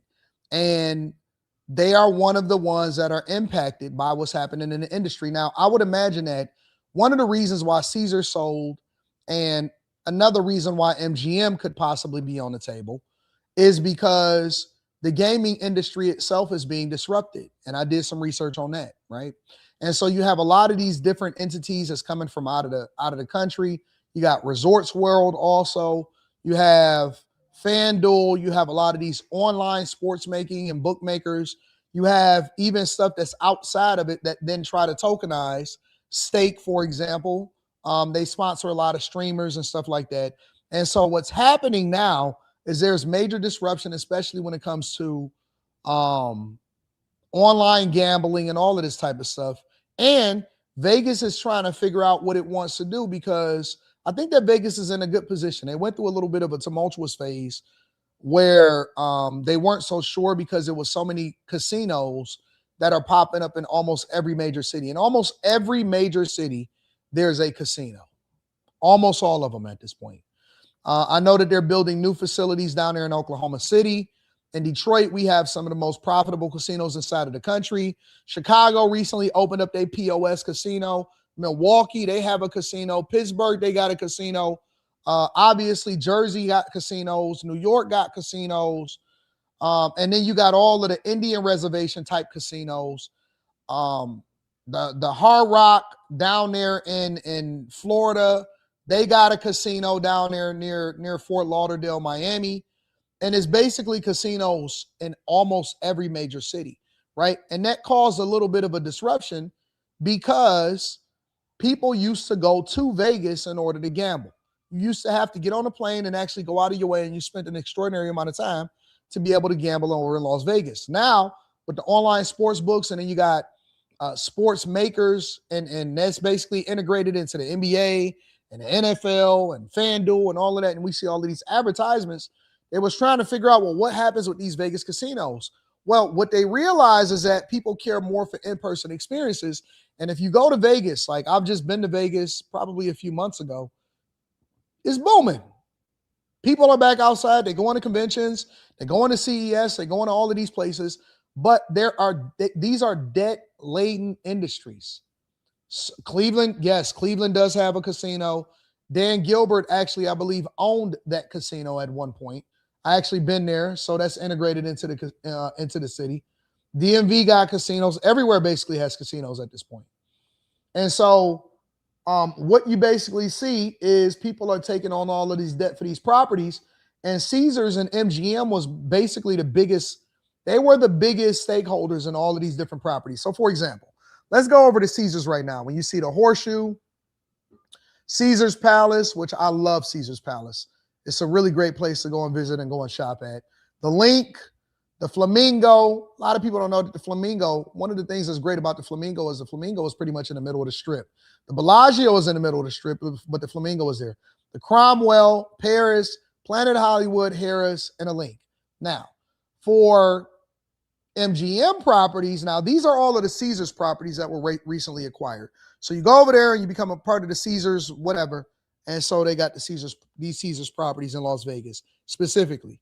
Now, if you go to Vegas, you'll also have the MGM properties, which include the Vdara, Aria, Bellagio, Cosmopolitan was recently swallowed up by MGM. Then you got MGM Grand and Excalibur, the Luxor, and I think it's one more. And then obviously you have different properties like over in Windsor. You got Caesars right across the street. We got MGM down here in Detroit. You got the Beau Rivage down there in Biloxi. You got the Borgata over in Atlantic City. And so you got all of these properties everywhere, right? All of these properties is all over, and they have a lot of debt. Matter of fact, I'll pull it up for you. MGM Grand debt.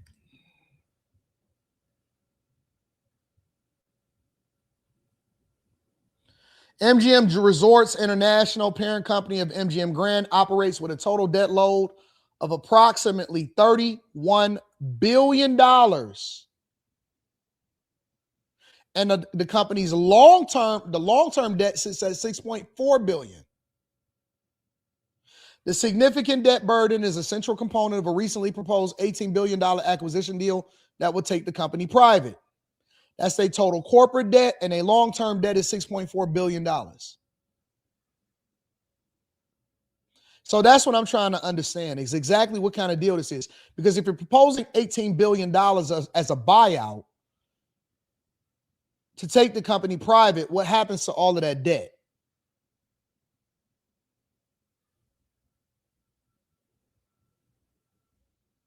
Okay, so they're offering them $18 billion, and then they're going to assume the existing debt. I'll do a deep dive on this. I'll do some research. I'm just now learning about this. I'll do a deep dive on it. What did I talk about inside of the, what do I talk about inside of the Patreon? The debt to equity ratio, right?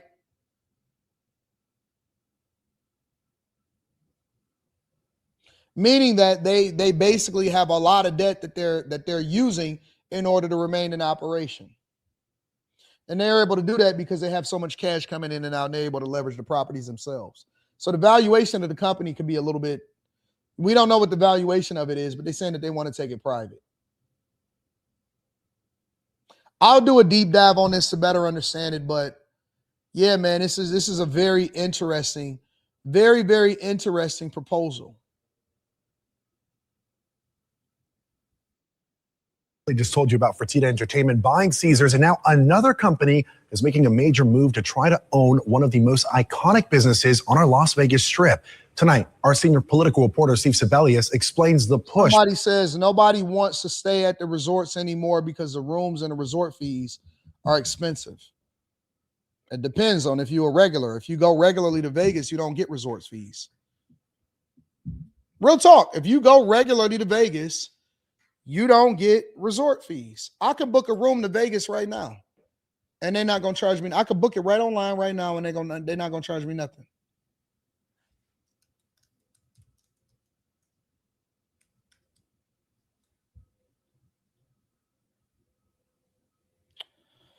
What's my password?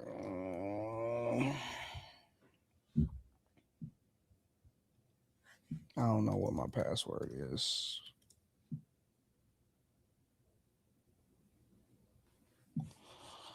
Let's see. Anton offers.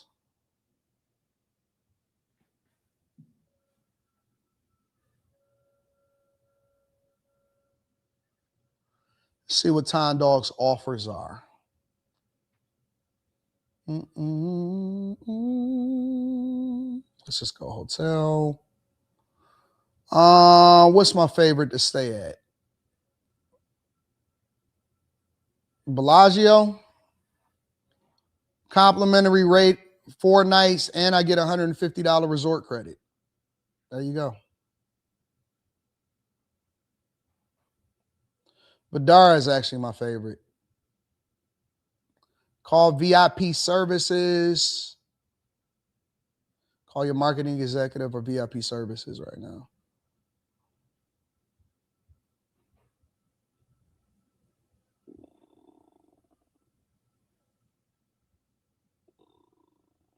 See?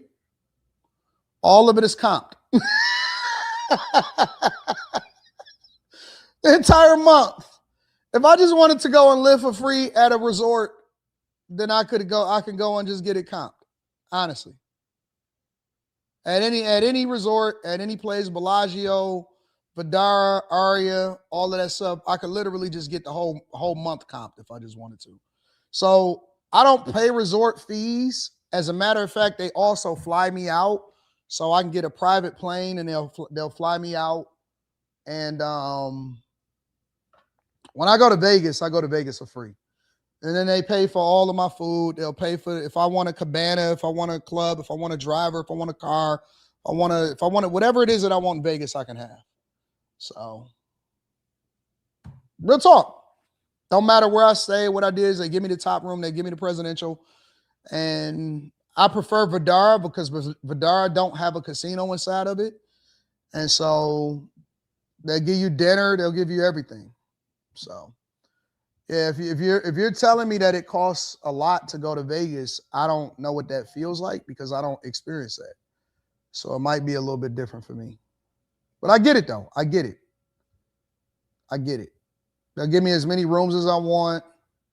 They'll give me all of that. So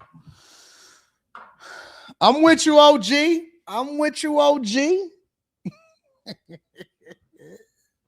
Matter of fact, let me look at something else really quickly. I just want to see something. I want to see if they're going to treat me the same. Let's go to Mississippi. Yep. Same at the Beau Rivage in Mississippi. It looked like a little Bellagio. It's the same.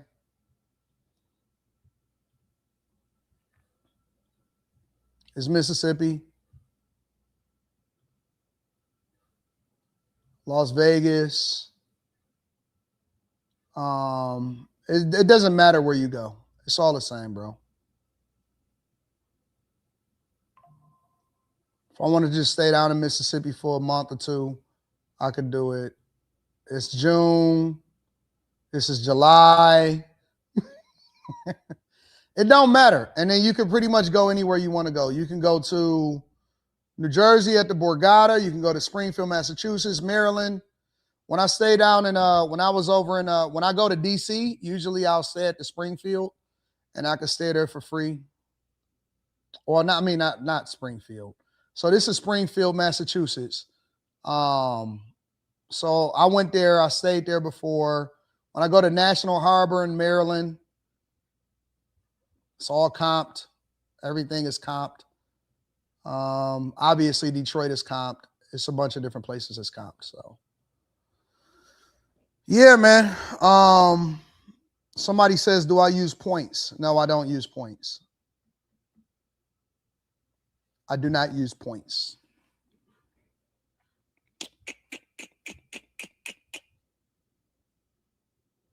You coming to Vegas, Billy Ray Valentine?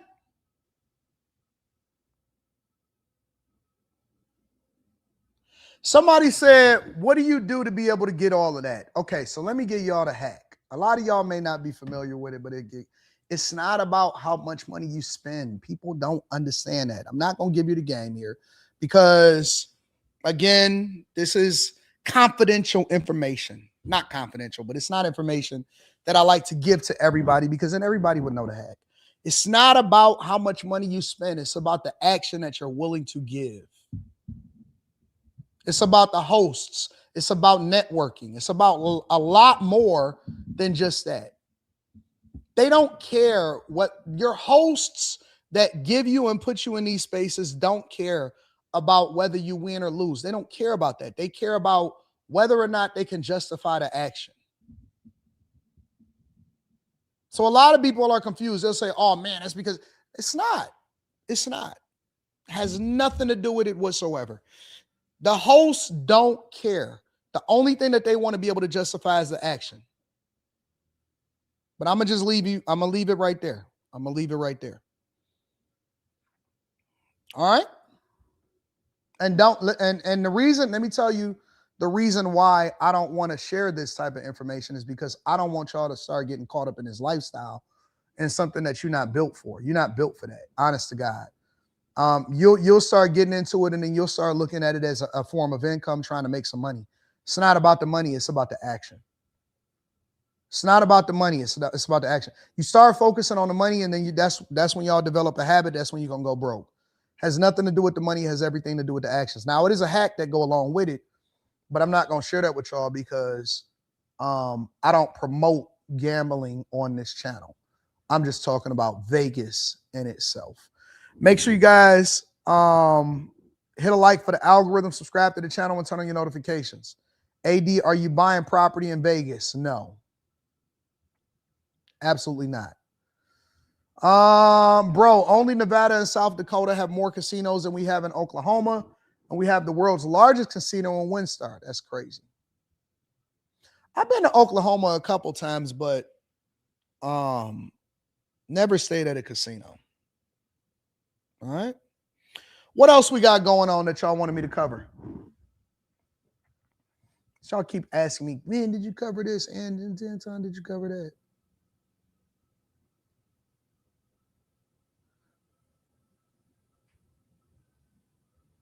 It's a lot of things that I can cover. Hold on. Let me pull up my list real quick.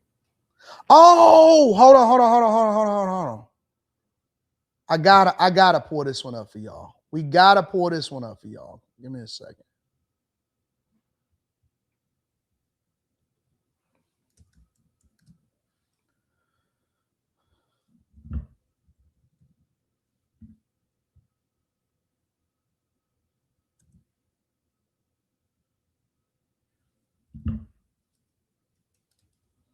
I gotta pull this one up, y'all.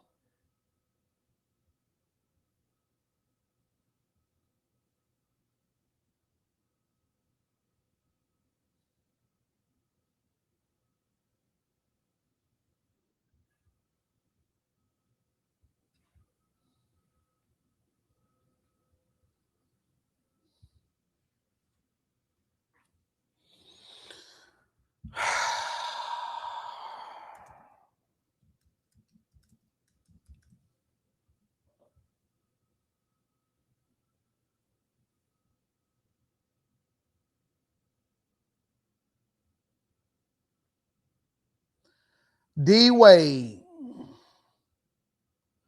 Dwayne Wade.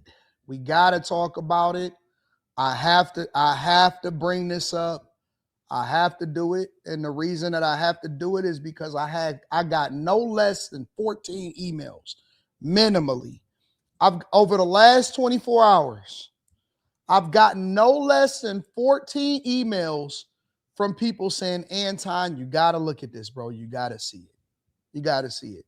Now, I'm taking a different approach than everybody else taking with regard to this whole situation, but we got to talk about it. We got to have a conversation because it is being promoted in our culture. And I had this conversation the other day when it came to Magic Johnson and what our cultural norms are and what's being promoted to us and all of this other stuff. And y'all wanted to act like, oh, Anton, you crazy. I'm not crazy.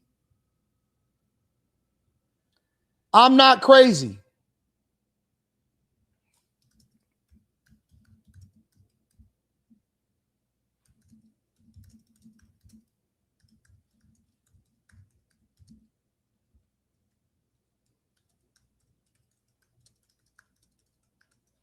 I got a question.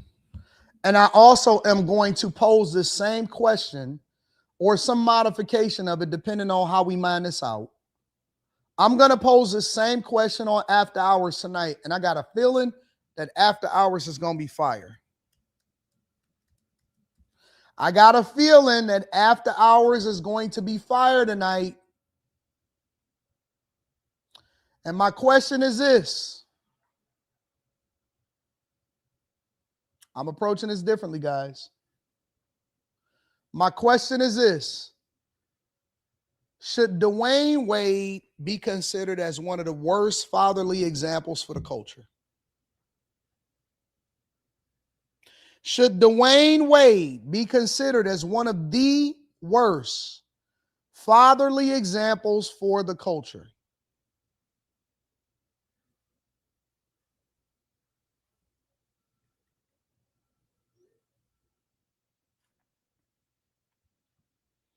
And if not, then who? If not, then who? Who would you consider as an alternative if not for Dwayne Wade?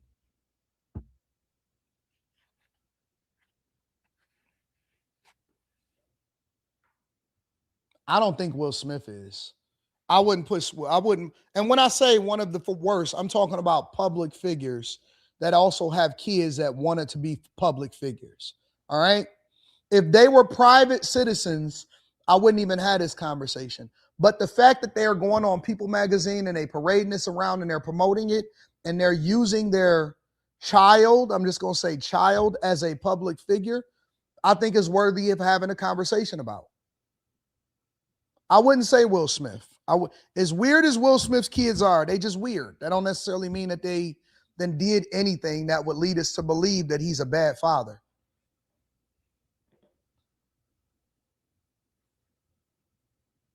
You said Magic and Dwayne both.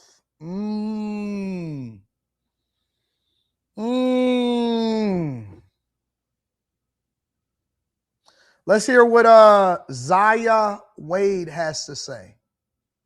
And you know what the craziest part about this whole thing is? Look just like their father. Look just like D Wade.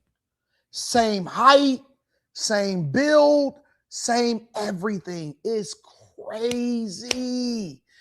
EJ looked just like Magic.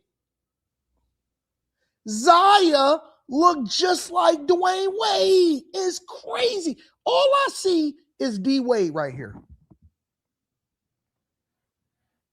Ain't it crazy how they look? They are a spitting. Fi Brown, what makes you think that Magic is worse? We're gonna have a worse off tonight on we're gonna have a worse off tonight on After Hours. All right. I might name the show that with the worse off. Fi, tell me why Magic is worse. Magic, you said Magic don't support EJ foolishness? Or Magic is not worse? What makes you think he don't support it? Hold on.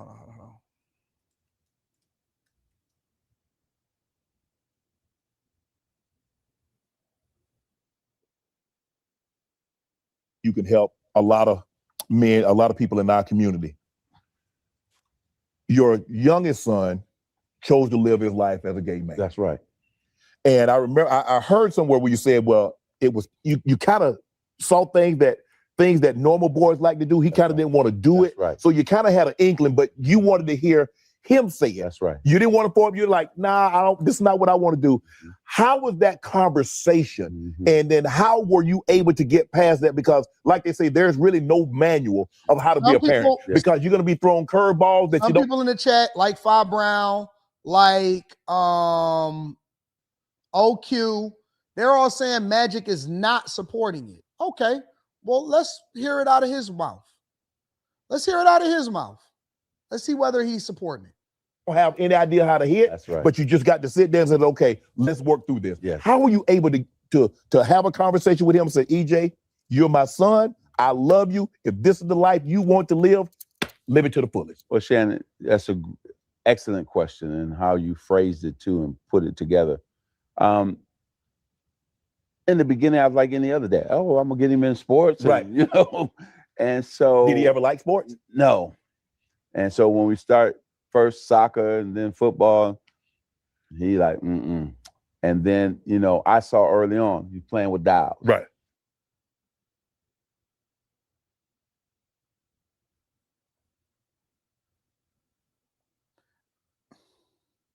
I'm gonna give my thoughts in a second. Like to play dress up.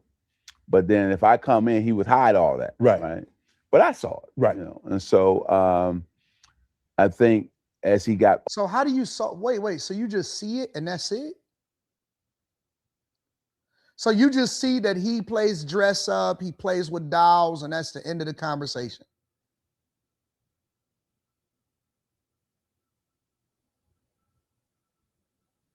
That's at the end of the conversation. So you just see it and you like, well, I ain't gonna say nothing. What do you mean? How is he getting dolls? What are y'all doing as parents? What is going on? Anything. Listen, if my kids sneeze the wrong way, we're gonna be like, hey, we gotta hurry up and get her to the doctor, because like everything, there is nothing that I do not know that don't go on inside of my household that we don't strategize. We gotta figure it out, and whatever it is that we gotta do, we gotta make sure that we take care of business. No matter what. No matter what. Listen, we're just going off of what he says. That's all we can do, is go based off of what Magic says. older and older, you start seeing it, but he never said anything. Right.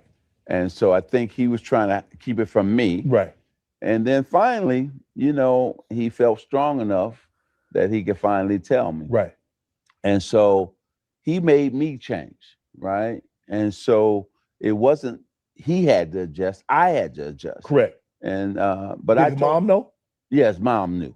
So he always talked to her. Okay. He always talked to his mom. Okay. Right. So Cookie knew. I'm telling you, bro, these people, regardless of what y'all may think, are not role models. I don't know why we look up to them. I don't know, just because they was able to do toss a basketball, just because they got business sense, just because they got money. We look up to these celebrities and we are wrong. We should not be looking up to celebrities because they don't have the blueprint of how to go about living life the right way.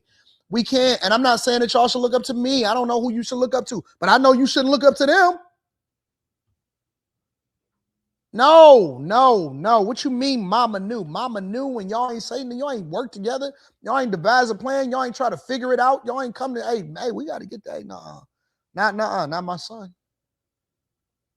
Not my son. It's crazy, bro. It's crazy. But let's get into it. Fa said that he doesn't support it.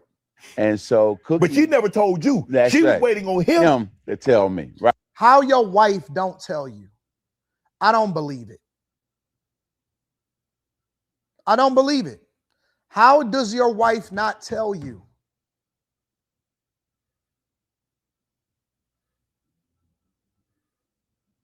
What? What do you mean? First of all, he said he already knew. But then secondly, he's going to sit there and say, but no. What do you mean? Every night, up until she was a little over 16 years old, every single night, I was sitting there. I was talking to my daughter. I was at the conferences. I did the things that it was necessary. I prayed for her. I talked to her. I was very much involved and integrated into her life. There was nothing that I didn't know. I knew what her grades was going to be before she got the grades. I knew everything. Everything I knew. I know.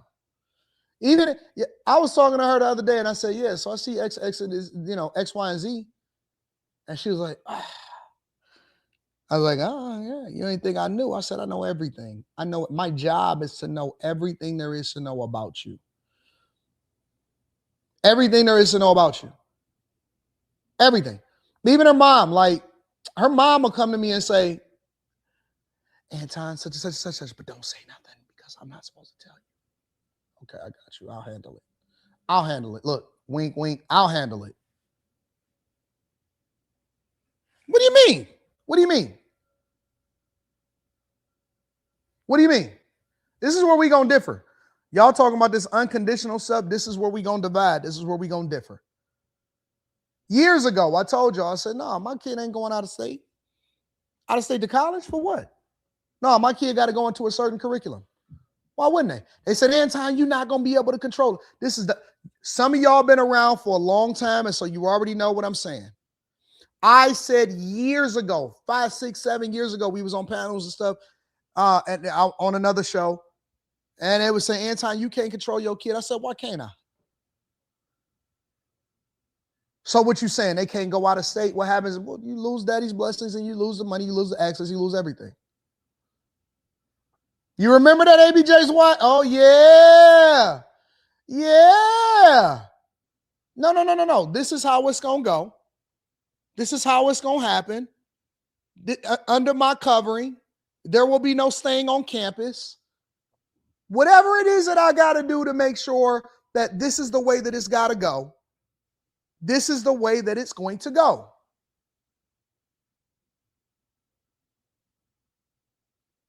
I said, all of the things that I'm doing today is exactly what I said that I was going to do. Everything. And I said, okay, we'll see. Time will tell. I'll still be around. You won't. I told all of them girls that was on that panel, all of the people that was all of their wokeness, I said, I'll still be around. We gonna check to see if you still here. But I'm gonna come back and I'm gonna revisit these conversations and I'm gonna show you that it's exactly what I said that there was gonna be. Ain't no unconditional. God don't even love you unconditionally. Newsflash, everything in the Bible, it's a if-then statement, not an and statement. It's a if-and. If-then, not an and. If-then, not an and. If you do my will, then you will reign with me. If you're persecuted for righteousness' sake. I'm no better than God. It's a if-then statement.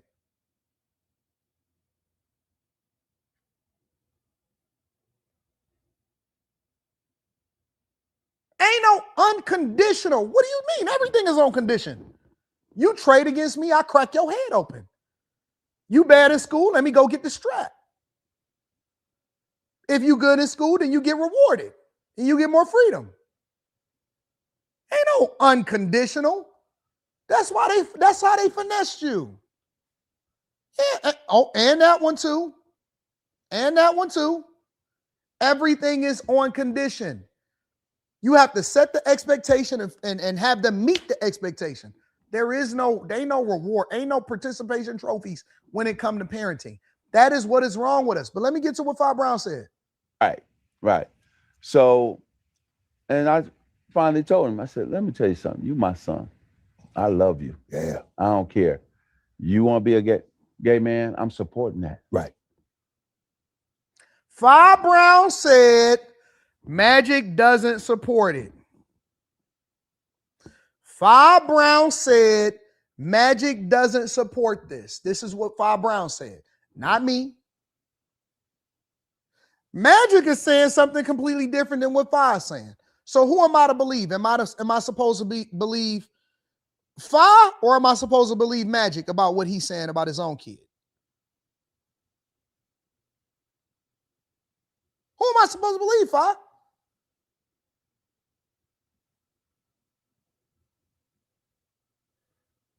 No, I don't agree with this. No, I don't support that. No, this is not how I raised you to be. They raised their kid to be this way in secret. And that's why he is what he is. The kid just had enough courage to eventually just come to dad. Wasn't no shame, wasn't no nothing.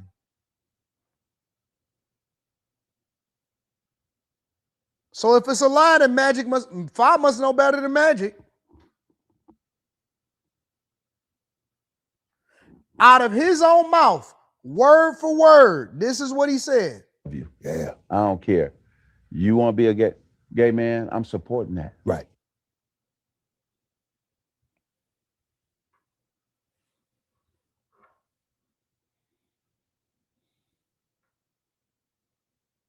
How you going? Fa? What's wrong with this? How are you going to say, what are we to believe? Are we to believe what comes out of his mouth, what he's saying to us on camera? Because guess what? He could have said, you know what happens in these interviews? Let me tell you what happens in these interviews. What happens in these interviews when people sit down is they either suggested or you suggested, and they say, hey, listen, don't ask me about this, or this is a subject that I don't want to broach. Or when they ask you a question, you can say, you know what, I don't really want to talk about that. I don't know if y'all want to edit that out, but that's not really something that I want to talk about. And guess what they do? They move on to the next question. They edit it out to make it seem like it's a seamless interview, and they move on with their life. But of course, y'all always making excuses for the worst of us. Y'all always making excuses when people tell us A, and then the celebrities tell us B. We supposed to believe A because y'all don't want to believe that y'all favorite celebrities are doing B.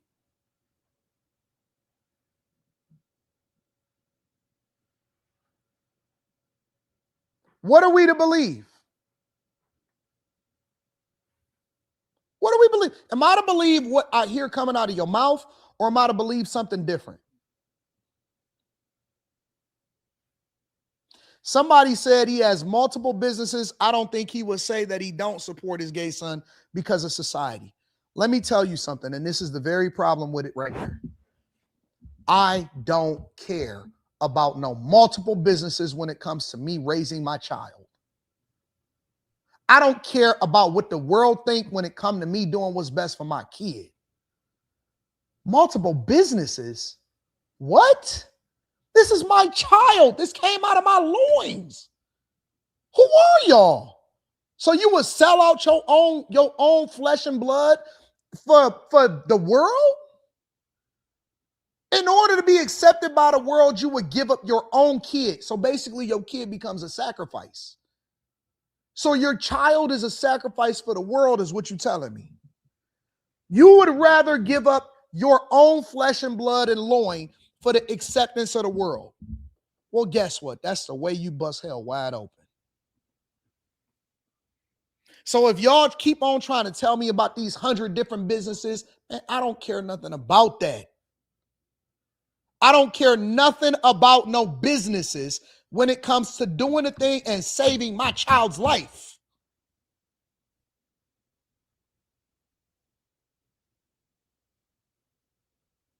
I would rather spend whatever to save my child's life than on these stupid businesses.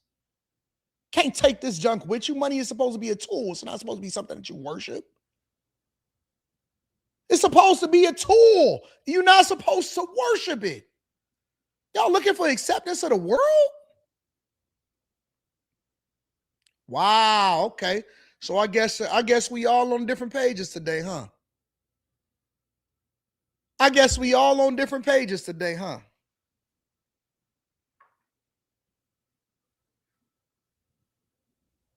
I'm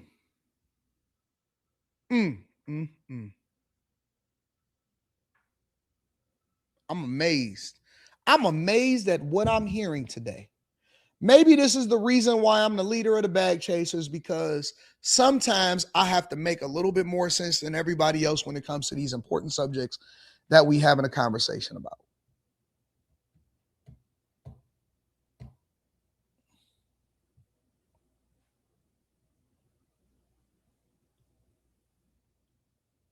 Back to the original conversation.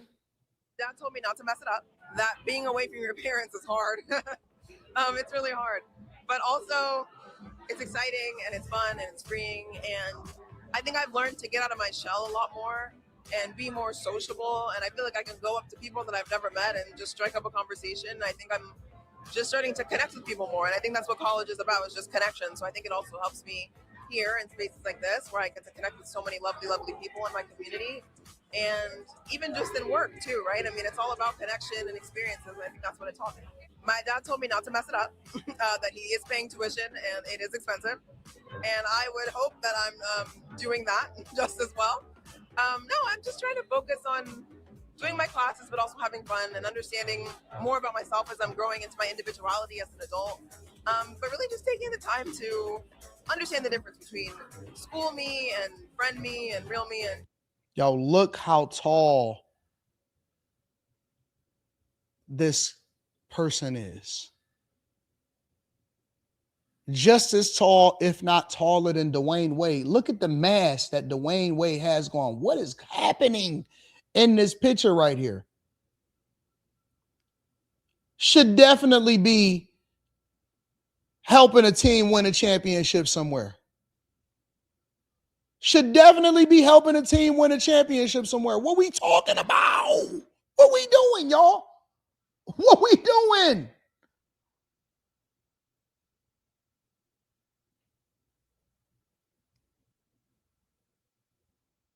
Should be winning a championship somewhere or in a camp somewhere in order to get on the team. This is crazy. This is insane. Maybe it's just me. Maybe it's just me. Yo, and then you know what the most interesting part about this is Dwayne Wade got on the mask. He got on the black mask. He got on the alternate mask. He got on a half shiesty. What kind of satanic ritual is this? This is nothing but a Satan. This is demonic. This is purely demonic. And anybody that says otherwise, I'm going to have to disagree with you respectfully. This is all crazy. And then, you know, the worst part about it is that the worst part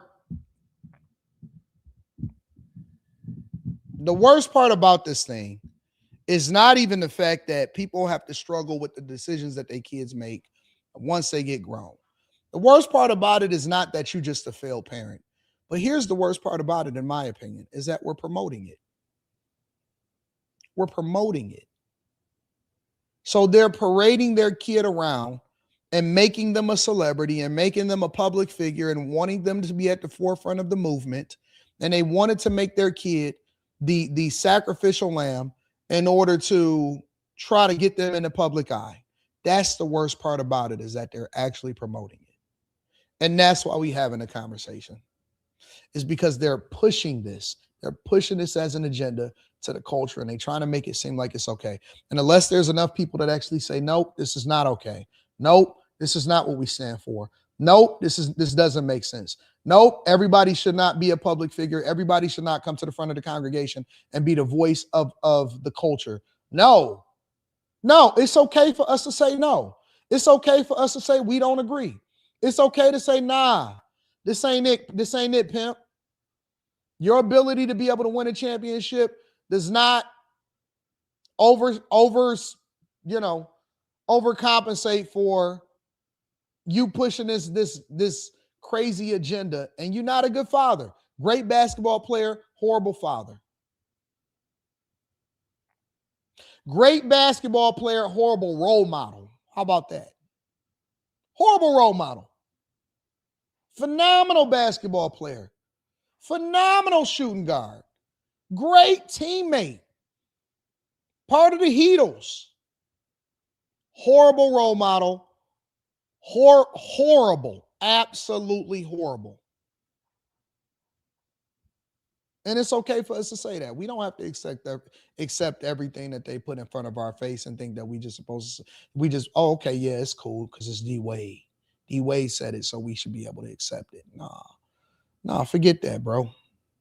And I don't think that I said anything disrespectful. That's the worst part about it. See, people keep trying to mix the fact that I say I disagree with what he's promoting with, I'm not disrespectful. Not even a little bit. I haven't disrespected anybody whatsoever. To say I disagree and to look at what they are saying publicly and saying, nope, this ain't it, pimp, has nothing to do with being disrespectful. I've been very respectful considering. Incredibly respectful considering.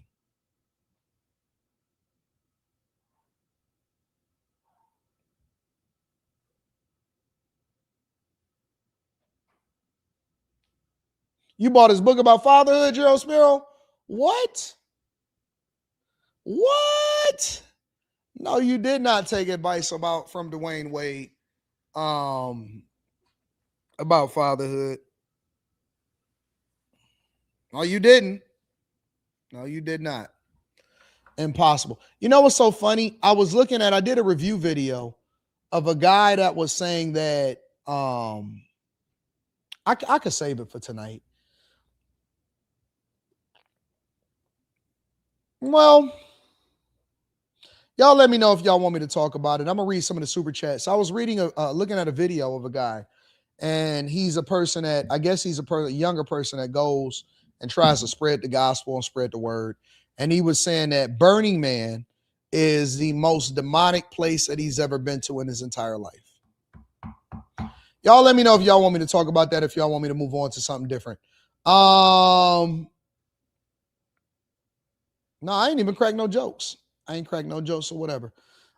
Is that a two-pay 3,600 piece? Says Melvin Johnson. So Wesley Turner says, I remember when that hoe was trying to hold you accountable. And it can't hold me accountable.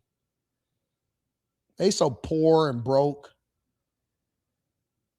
Talk about it? All right, we'll talk about it in a second. They so poor and broke, bro. Let me tell you something. All of the people I realized that were going against me, it's because they were poor. Because they wasn't where they wanted to be in life. They were trying to figure out how to come up. And it's not even because they hate me. It's because of their circumstance. They just victims of their circumstance. So poor and dusty and broke. And they trying to figure out how to get into the game. And the best way to break out, in their opinion, the best way to break out was to break in. Just poor. This is just a poverty mindset. Shaman Carney in the building. Shout out to my dog. Hey, I love the beard, big dog. I love the glasses. Dope. I love it. Really awesome, bro. Peace and blessings to you and yours. I celebrated 50 years of life yesterday. Yeah. Hey, you know how you know you winning? You know how you know you really getting money? You know how you know you mature? Is that you said I dropped the bag in my IRA Roth. He said, yeah, I made an investment for my birthday. Shout out to you, have inspired me so much to level up as an investor. Thank you for all that you do on your platforms. # keep going. Hey, y'all, we had a phenomenal Patreon live stream yesterday. It was so awesome. If y'all not a part of the Patreon, link is in the description. You need to watch that live stream. If you don't watch anything else for the next month, you need to watch that live stream. If you're not a bag chaser, you're not a Patreon member, you need to watch that live stream straight up. Shout out to you, man. Happy birthday, bro. Happy 50th. And I pray another great 50 on you, big dog, at least. San Quan says, shaking my head, bunch of Baal and Mammon worshipers, bunch of Baal and Mammon worshipers. King DJ Trick says, only a rainbow man can accept a rainbow sun. And he quoted himself. AR's back says, definitely suffering from trauma, probably walked in on Gabby pegging a champ or something. Ugh. Drew said that's Dwayne's twin. Facts. Wesley Turner says Dwayne wearing a oop shiesty. Oop shiesty. 5 says AD, what I'm saying is Magic isn't painting his nails or wearing fishnet tank tops and supporting yeah, I know. He got AIDS. I mean, he got HIV. He went and got HIV. Nor is he parading his kid on daytime talk shows like D-Wade. Magic does none of that. He just accepted. Man, get out of here, bro. I'm not with you at all, Fa. Fa, you've had some historically bad takes, and this is right there up with him. Real Life PJ says, what up, though? What up, Pete? Real Life? What up, Real Life? Here, let me play this for y'all real quick.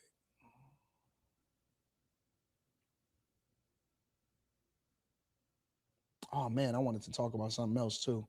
We'll get to that tomorrow. Cities, different places. We went to the Burning Man Festival. How was that? That's probably the darkest place I've ever been. Are you serious? It was worse than the Satanic Temple. Why? Well, they advertise it as an art festival. That's what they advertise it as. Like, it's an art free thinking festival. So Burning Man becomes the second largest city in Nevada for a week. 70 to 80,000 people go there for an entire week. And it's not a free thinking art festival. It's a big LSD orgy. That's what it is. I remember when we walked in there, and it is like, from an aerial view, it looks like, I don't know if you've ever seen the movie Maze Runner, but it just looks like a ginormous maze, like from in there. And like you walk in there and they've got like a purple school bus with blacked out windows, and it's the orgy bus, and they have times for group sex on there. And then next to it, you have an electrolyte station. And then next to it, you've got, you know, a cannabis shop. And then the next to it, you got people's tents. And then next to it, you got like a dance party, and people are walking around no clothes, old people, new people, sleeping with everybody, doing drugs with everybody. And I'll never forget, we entered into the thing, and I looked up and I noticed that there were naked people immediately. And I immediately pulled my head down and I was like, God, protect my eyes. Like, I've got a beautiful girlfriend, my now wife, like, protect my eyes. I'm here to do mission work. I only saw naked men the rest of the day. So God was like protecting my eyes and protecting my heart. But it was dark, man. Like, it's just people lost and in search and in need of Jesus, but they won't turn to him. But we had some of the most fruitful conversations there. Really? I mean, are you expecting to talk to a Christian at Burning Man Festival? I would assume not. Absolutely. You know, you're not planning on it. And then they have that big statue, you know, that they burn at the end of the week, the man, and like whether you like it or not, like sometimes people worship that thing, sometimes people don't. They have a big temple that they burn. A lot of the stuff that they build there is burnable. So by the end of the week they burn it. He says the Burning Man Festival was amongst one of the most demonic places that he's ever been to. Statues, worshiping, dirty, orgies, buses. Now, there's somebody that's listening to this right now, and they saying, that sounds very enticing. There's somebody listening to this right now that's saying, sounds like something that I may want to get into one day. You will be surprised at the people that are ready to sign up for Burning Man. And we're using this as an example of what you need to stay away from. And there's people that are listening to this and saying, man, I want to go to Burning Man Festival because I want to get some box. You'll be surprised. You'll be surprised. It's happening every day, everywhere, and every place. And people all the time are willing to do anything to be accepted, to do something different, to get sexual. And when you combine all of those factors into one place,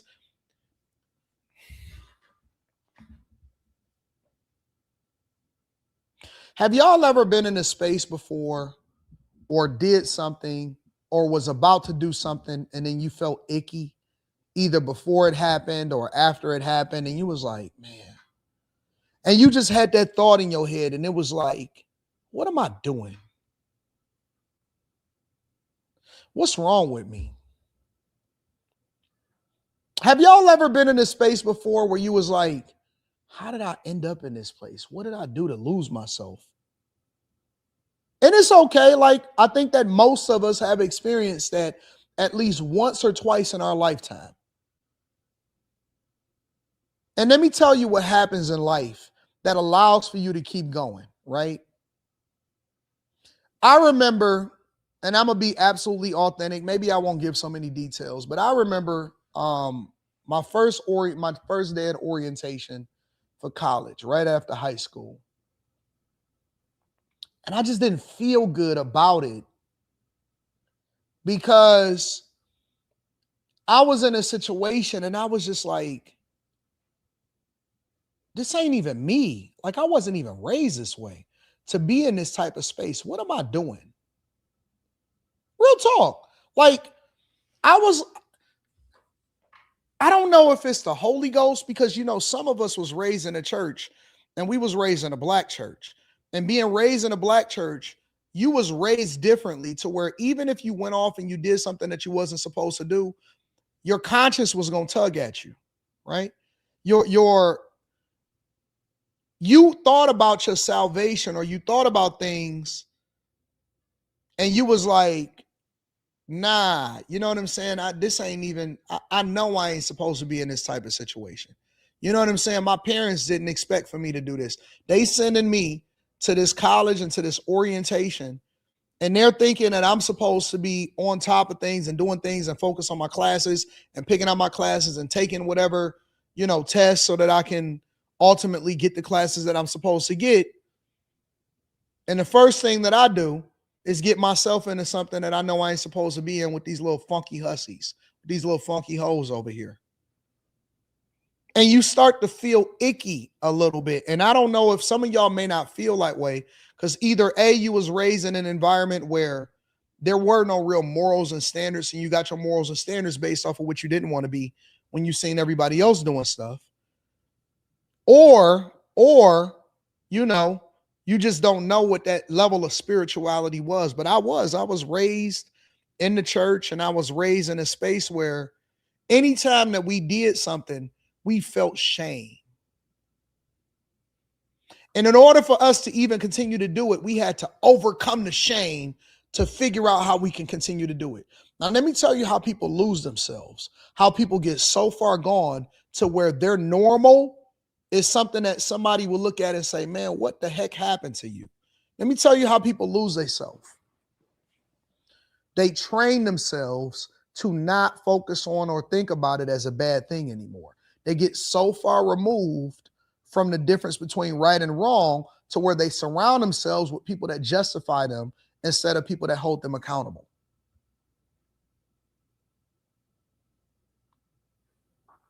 When we were in church, we would always, and I told y'all this before, we would always tell the girls to move in pairs. And we did it for two reasons. One, it was for safety, right? But the other reason was because we knew that women that weren't always under a man at the time didn't have, if you were around, if you were doing it left up to your own devices, especially if you was a younger girl, you can be easily finessed, especially out of your panties by people that didn't care about you. And so what we would say is, hey, you got to move in pairs. And the reason that you were supposed to move in pairs was because you're much less likely to do something that you're not supposed to do if you got somebody with you to hold you accountable. And so it kind of kept you on the right path. It kept you saved, It kept you responsive and returning back to the core principles that you were taught of what right and wrong was. We can get to a point in life where we no longer feel that. And if you no longer feel that and you no longer self-conscious about something that you do to where you no longer feel icky and it's just like, you know what, this is cool. That means you lost. That means you lost your way. That means you got to find your way back to spirituality. You got to find your way back to God. You got to find your way back to righteousness. And we joke about different stuff on a platform and we have a good, time and stuff like that all the time. But if you are so lost to where you no longer feel bad about the things that you used to feel bad about doing because you've been doing it for so long and you're around a group of people that validate you instead of holding you accountable, that means that you lost your way. Keeping it 100 with you. If you go into these sexual experiences, right? And I'm not talking about a man and a woman, right? We so far gone from just regular box. We so far gone from I like you, you like me. Oh man, I'm kind of feeling you. Oh man, we kind of had a little bit of a sexual tension. We had a sexual moment. You know what? We got to get ourselves together. We way gone from that. Now, y'all at the Burning Man Festival with the bus doors closed. You got the drugs over on this side.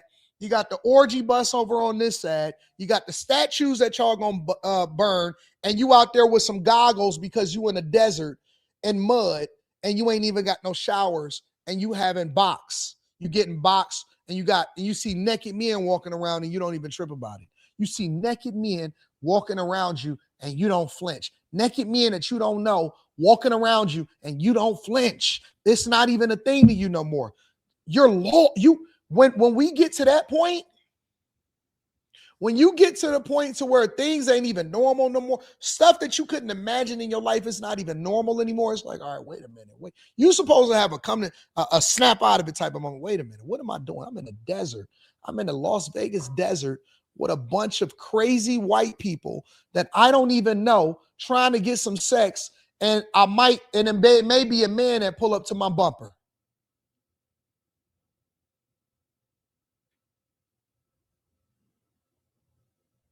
We were so conscious back in the day to where we felt like we were doing something wrong if we watched a movie that was too demonic. I remember I snuck off and went and seen, what was it? Stigmata?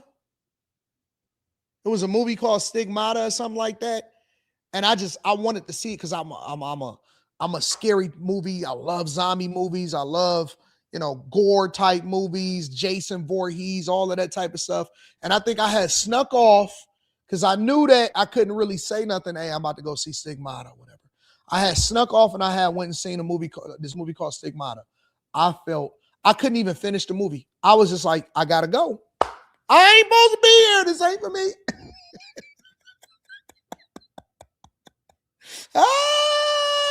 I was like, you know what? God, forgive me. I know I wasn't supposed to be going to see this, but this is, yeah, I'm good. I'm good. Keeping it 100. Real talk. It was very fascinating. I couldn't believe it was real. A lot of high profile people there that wouldn't want you to know that they were there. And it's just like people live a double life. That was like the realest double life I've ever seen. Will you go back? I don't know. Like high profile CEOs doing just wild stuff. A-list celebrities that are covered in, it's the middle of the desert, Black Rock Desert, wearing turbans, hiding the wind and goggles. And I don't know if I'll go back, only if God calls me there. That's why we went. It's because we felt like God called us there. We didn't go last year because we felt like God wasn't asking us to go back. And it was really dark. Like, I don't know how to explain it. The weight on your chest and going in there and feeling uneasy and what's going on. But we were able to talk to people and have fruitful conversations and reach people. It was amazing. I mean, we definitely looked like the odd ones out. I got offered LSD twice when I was walking around, and I was like, no, but I got something better than LSD. Really? What is it? It's Jesus. It's Jesus. So it's it's better. He's better than LSD. But yeah. Man, you were there the whole time. No, just for a day. I could not. Just for a day? Yeah, I could not handle that. Shit, man. Yeah, it was just a day. I was like, I had to really take a couple of days off afterwards because I was like, that was heavy. FurryCon. What? Oh, man. Oh. FurryCon. I think the furry community, as much as I love them as human beings, I think it is a massive deception that we don't talk about. Is this? Are these the kids that are going to school and they think they're animals in the mascot costumes and things like that? So when you go to the furry convention, so there's adults that do this. A lot of them are adults. I would say over half of them are adults, like in their 50s. I said the same thing, Donovan. Listen, I seen this video yesterday for the first time. I said the same thing. I said, what is a furry con? Y'all know about furries? Wesley Turner says furries are also bugged out. The cats think. Let me look it up. Give me a second. Let me pull it up. I need to know what the furry con is. I didn't know what it was either.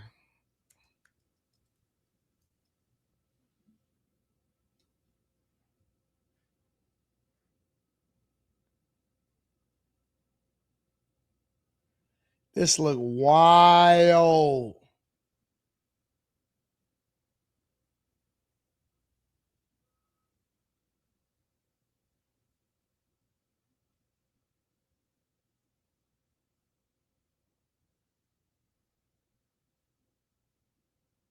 Oh, he actually went to FurryCon. Okay, I got you. Hold on. Because the reality is, God did not design human beings to act like animals. He designed human beings to walk out the gender identity that he made, which was male and female. And so today, we are clinging to the scripture where Jesus says, be as wise as a serpent, but as innocent as a dove. That's why I'm rocking the FurryCon t-shirt, because we're going to be in the environment, but not of the environment, and bring the truth of the gospel that sets people free. So if you're seeing this right now, please pray for us. Pray for the spiritual warfare that we're undergoing. Pray for the Who's this ministry. guy? And let's go in This guy's name is Brad Crawford. here and preach the gospel to some furries, bro. How long have you been a part of the furry community? I've been a part of the fandom since 2019. 2019. Yeah, about 2019. Okay, wow. So that's 6 years. I can't take this serious, bro. I can't take this serious, man. A furry con? Bunch of friendly people who love to hang out, party, go to panels. Like, that's why I like the fandom so much. And there's like a broad variety of people. Yeah, for sure. What is wrong with people, man? Honestly, I just can't take this serious. Say all the way back to 2018, 2016, give or take how active I was. But with that and stuff, it's just been one hell of a journey. Yeah. An eye-opener of all. Yeah. And what's the inspiration behind your outfit? Well, it's mostly trauma, but it's mostly to give out the feeling like, oh, I'm supposed to scare that other type of crowd and everything. But it's mostly if you get to talk to me as you are right now and everything, I'm not an evil. Yeah. I'm just lucky. Yeah. And you said the inspiration behind the suit is trauma? Trauma and everything like that. I grew up with like Catholic kind of stuff. It was really forced upon me. Yeah. So much so that growing up in my life was just, I was like petrified on whatever I do. Like I listened to a Kiss. Why is the mouth moving? I have a feeling that I'm messing up my algorithm. This is exactly what I mean when I say that the vibe at furry cons is like what anime cons used to be like 10 years ago. Nobody's too cool to join the conga line. This is exactly what I mean when I say that the vibe at a bunch of grown men in furry outfits. Y'all think that this is normal? Come on, man. Come on, bro. Yeah, so when we went, I would argue FurryCon was just as dark as Burning Man. I would argue it. And how many people are at this thing? Oh man, like I'm trying to think. We just went to one at the like in Q3 of last year. I'm trying to think. Maybe y'all want to listen. You know what? Somebody said that Anton is going next year. You know what I was thinking about? I was thinking about, at least from a content perspective, crashing. Basically being a crasher. I have so many different ideas. Don't worry about it. I got like 2 new shows that's coming to the After Hours platform. A little later this month, we're going to be launching those. And so it should be interesting. But I was thinking about crashing, like crashing FurryCon, crashing Comic-Con, crashing festivals, crashing different places, just to like document it and see and show people exactly what the truth is. You gonna crash with me? You crashing with me, Rod? Time to bring out the hot dog suit. Yeah. I think I still got my hot dog suit. Time to bring it back out, baby. Time to bring out the hot dog suit. Hold on, let me see something. I got a picture of me and my coworkers with my hot dog suit.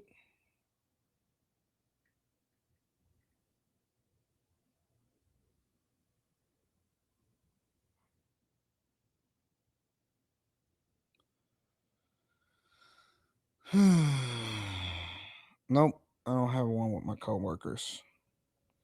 Just solo hot dog suits.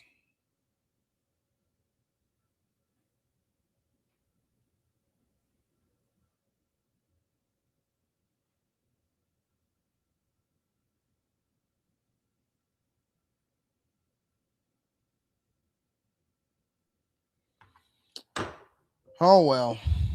I got the hot dog suit, though. I want to see the hot dog suit. Slim, I got you. Slim, I got you. Hold on. You came at the right time.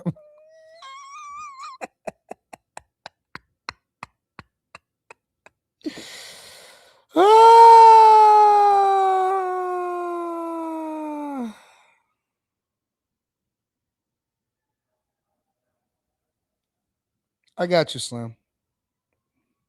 Halloween. So I typed in Halloween in my search to find. There we go. Yes, Halloween, baby. Yeehaw. Got my Halloween hookup on. I was the hot dog suit.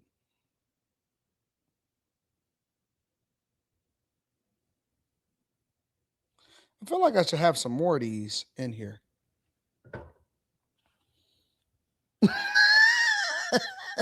Who want to be the burger?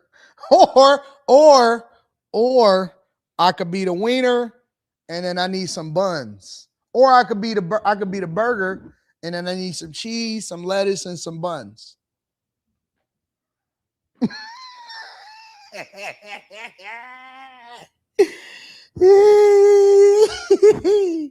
But you know what? Honestly,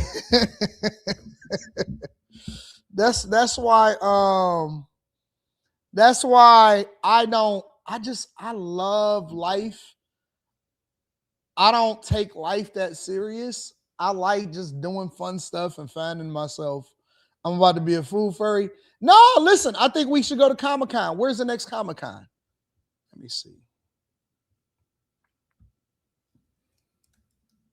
What's the biggest Comic-Con?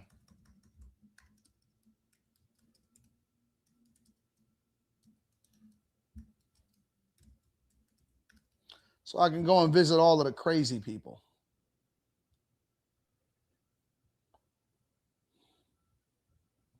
The biggest Comic-Con is in Tokyo. Well, that makes sense. San Diego. Perfect. We can go to San Diego. July 23rd through the 26th is the biggest Comic-Con, most famous Comic-Con globally, shaping worldwide pop culture, major film announcements. Comic book industry sells out its capacity of over 130,000 attendees annually.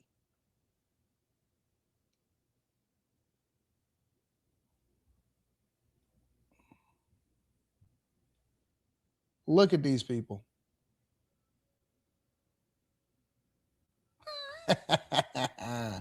Can you find a black man? I found him already. He's right here.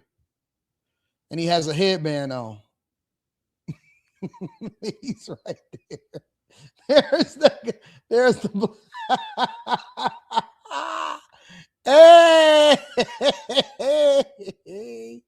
Oh, man. I know they be having them. That's why we going. Shadow Dragon TV. We gonna shut that boy down. We shutting Comic-Con down, boy, especially in San Diego. They ain't never seen nothing like this. When we pull up, how much is it? Plan my visit. I don't want to do no hotel sale. Where's the actual tickets? What's the tickets? Badges, badge prices, Comic-Con. It must be expensive because usually would it take a lot to be able to find out what the pricing is. All badges have been sold. Badge sales for Comic-Con 2027 will take. Jesus. So y'all already selling out?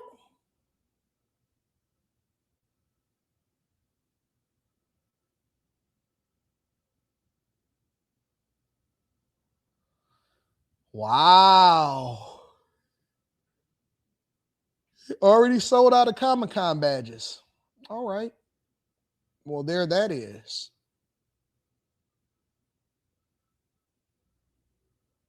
Slimmy, they already done sold out.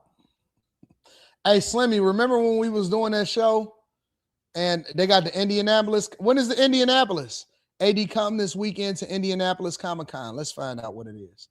Indianapolis Comic-Con.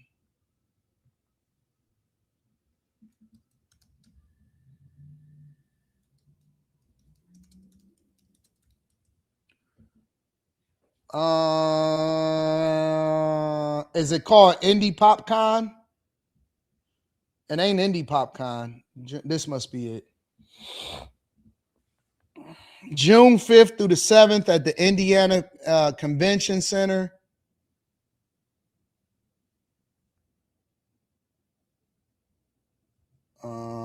me see. Purchase, event info, event schedule. Pokemon gaming stations. Lord of the Rings fantasy and cosplay meetup.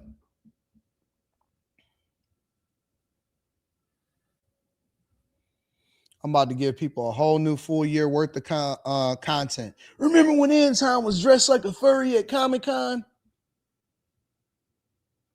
They got rid of the Ruby Pass. Now they just got the VIP Pass and the multi-pass.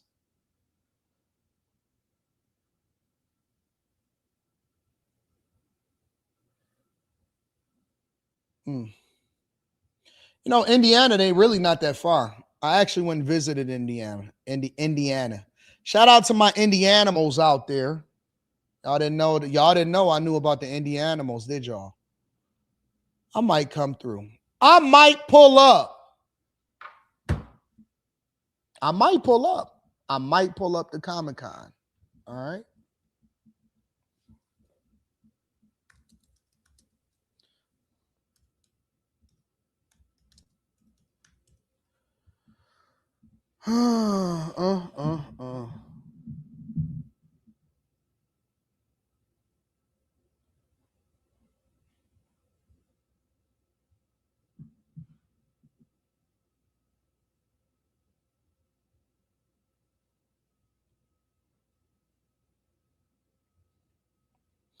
Let's talk about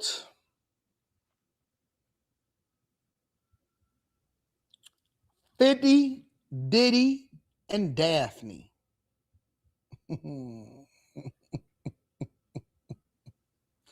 Let's talk about sex, baby. Let's talk about you and me. Let's talk about all the good things and all the bad things that can. Am I got the words right? That can be. Let's talk about. They got an asparagus festival. I wouldn't mind going to the asparagus festival. Let's talk about sex, baby. Let's talk about you and me. Man, that was a song. Hold on, let me see something. Talk about sex song. Salt and pepper. Salt and pepper. Herb. Yo, I don't think we should talk about this. Come on, why not? People might misunderstand what we're trying to say, you know? But that's a part of life, okay?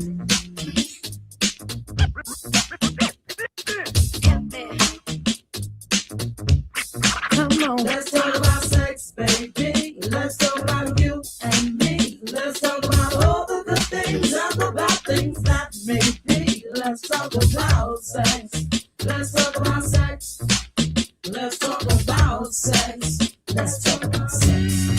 Let's talk about sex for now. To the people at home or in the crowd. It keeps coming up anyhow. Yeah, we're gonna go ahead and bypass that.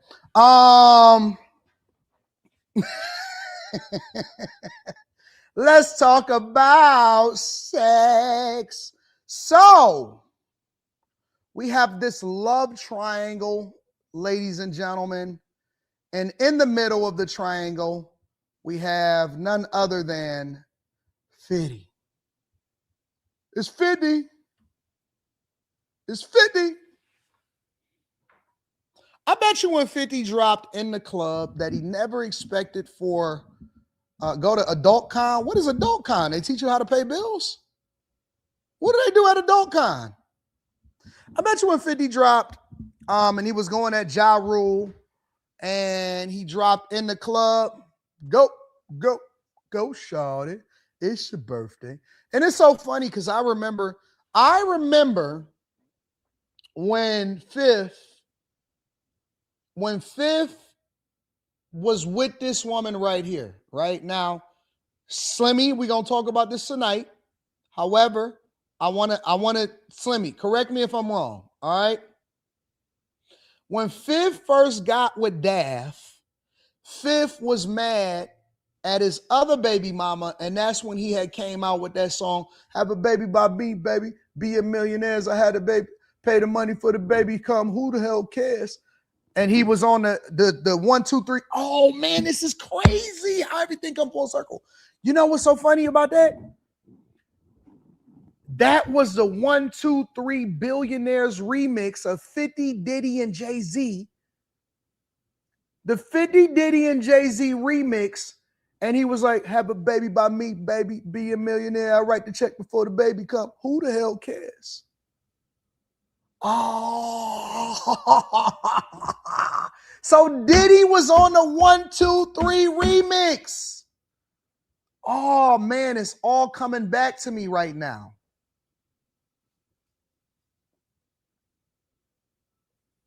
Diddy, 50, Jay-Z. I Get Money remix. I remember. I get it. I get money. I get it. I get it. Yeah, they tried to remove this video too. I Get Money remix. Yeah, yeah. I run New York.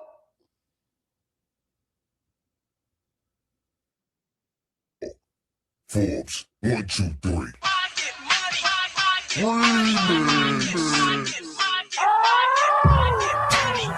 Watch my money. Watch my money. You know what it is? Yeah, I remember this. I remember it. I run New York. The Giants play in New York.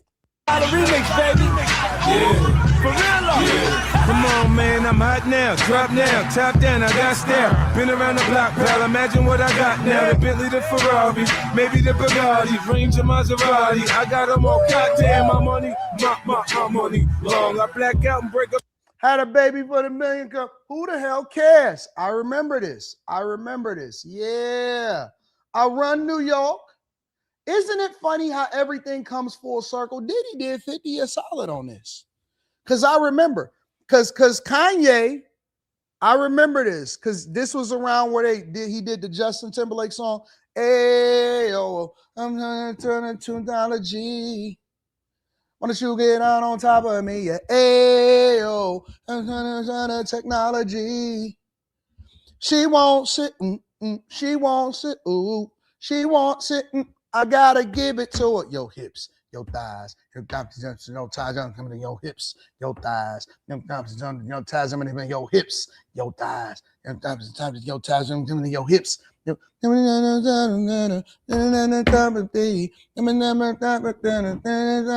of me. I remember all of that because that was the time that he was going against Kanye, and I think Ye was dropping a song, and so they was competing, and Kanye had tore him out the frame because Kanye was selling crazy. And they was having this conversation, this competition on 106 in Park, right? You know what I'm saying, Miss Croce Shetty? It was having that competition on 106 in Park. Some of us was outside, some of us was inside. Some of us was outside and we was of age, and some of us was inside, all right? So then Diddy, 50, he didn't really have as much of a hit, so he had to go back to the drum board. Then he came with the 1, 2, 3 remix, but Jay-Z wanted to appear with Ye on 106 in Park in order to get to the, you know what I'm saying? They wanted to have a conversation first week sales, who gonna outsell who? You know what I'm saying? But then Diddy and Jay-Z did 50 a solid, and they was on a 1, 2, 3 remix. I get it. And so 50 at the time was throwing shots at his past baby mama with the Marquise kid. And he was on some like, yo, I'll make another kid with another chick. He said, I'll make another. This is real talk. I'm keeping it 100% with y'all. I remember this like it was yesterday. It's all coming back to me. He said, I'll make another kid. I'll write the check before the baby come. Who the hell cares? And that's where that lyric came from. And so that's when he had the kid with Daphne. You know, he was talking about getting the kid with Daphne Joy. How ironic is it that 50 is now doing a documentary and going off on Daphne Joy for getting with his 1, 2, 3 remix partner Diddy for having a freak off. I bet you 20 years ago, 18 years ago, that we would have never thought that we got to this point. If you had it told Diddy and 50, hey man, y'all gonna be beefing because Diddy, you gonna be having freak offs with 50's baby mama, and 50 gonna wind up doing the documentary on you, I bet you they would have never did the remix together. I bet you they would have never did the remix together. Uh-huh.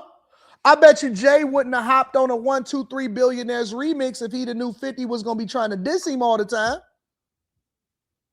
Mm-hmm. See how crazy that is?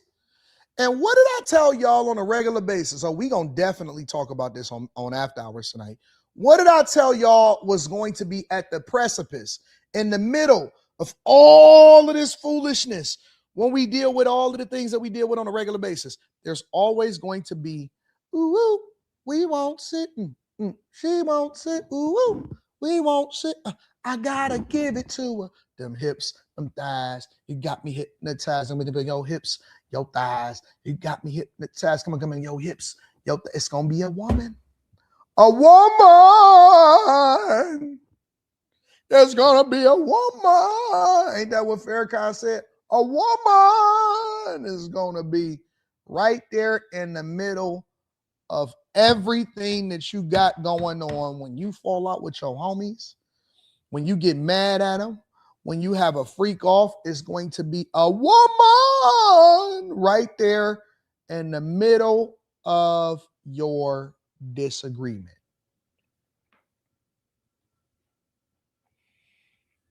Mm-hmm. And so Diddy said, well, listen, I want you and I got to have you.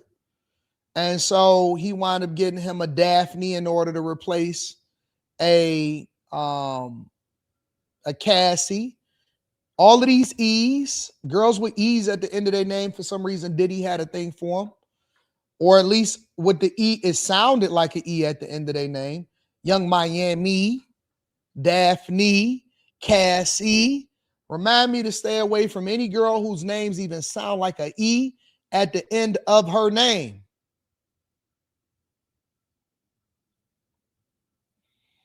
Anybody that whose name's got to sound with an E at the end of their name, stay away from them. Daphne, Cassie, Young Miami,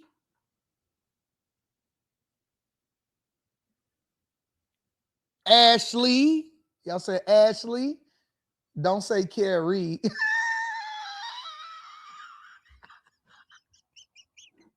Y'all wild in the chat. What is y'all talking about? No, don't do it. Y'all wild. No, don't do it. Don't do it.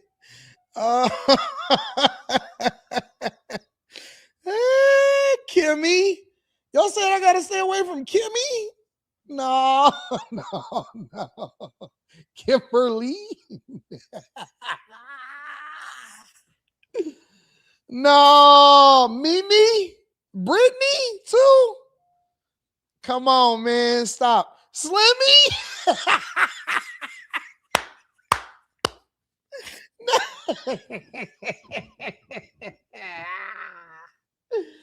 Oh, y'all can't throw Slimmy in this.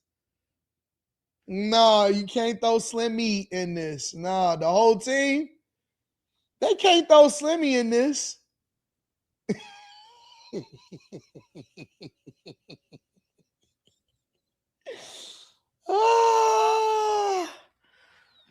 Oh man. Oh, this is so dumb. What are we doing here? What's wrong with us? What's wrong with the bag chasers, y'all? Something is wrong with the bag chasers. Something is wrong with us, man. Something is wrong with us. Your whole team is gone? Yeah. Realize Courtney. But 50 responded, y'all. So we all know about the Diddy tapes. I did not watch. Let me ask a question to the people in the chat. How many of y'all actually watched the Diddy tapes? Be honest. Be honest. When I brought it up yesterday, Lexi and Molly, Diddy, Q Diddy. How many of y'all only Miss Sanchez is safe? How many of y'all actually went and watched the Diddy tapes yesterday? You can't find it. Didn't even know they dropped. Haven't seen anything. I found the link. Yes. Nope.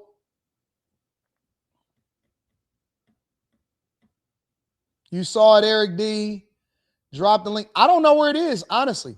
I can't bring myself to even mess with my algorithm. I don't want to see it.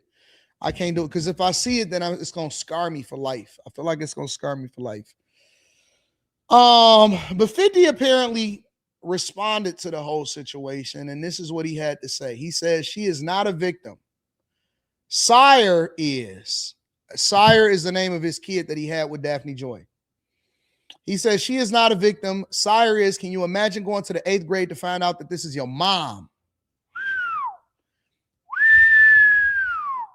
And the court system in LA think it's fine.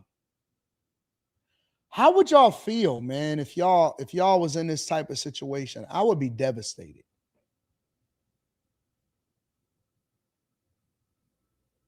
I would be absolutely devastated. Real talk.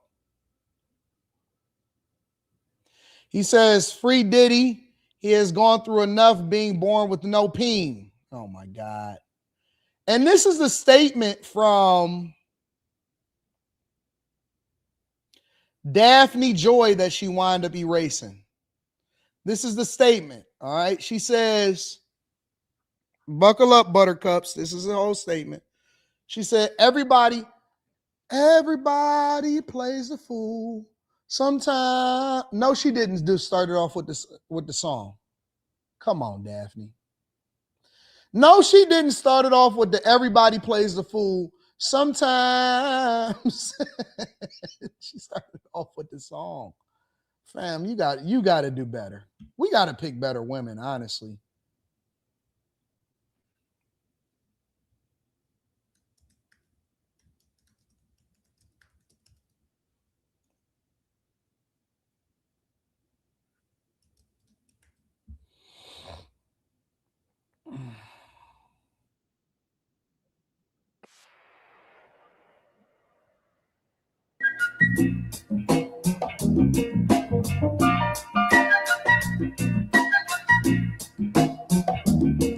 Okay, so you're heartbroken. Everybody plays the fool sometime. No, she didn't start off with that song that everybody plays the fool sometime. I almost think that she's trolling. I almost think that she's trolling by saying that everybody plays the fool sometime. No. She said everybody plays the fool sometimes, and I have been the biggest fool. I've been the biggest fool. I just wanted my man at the time to be happy and satisfied. I wanted to fulfill all his desires. Even if that meant breaking my own boundaries, I deeply loved him, and I believed he loved me too. It's still so painful. This is what she wrote, and then she deleted it. It's still so painful for me to process the harsh reality and truth of that relationship. But as time passes, in my quiet moments, I realize that it was far from love. And one thing about women, boy, they gonna always play the victim no matter what they did.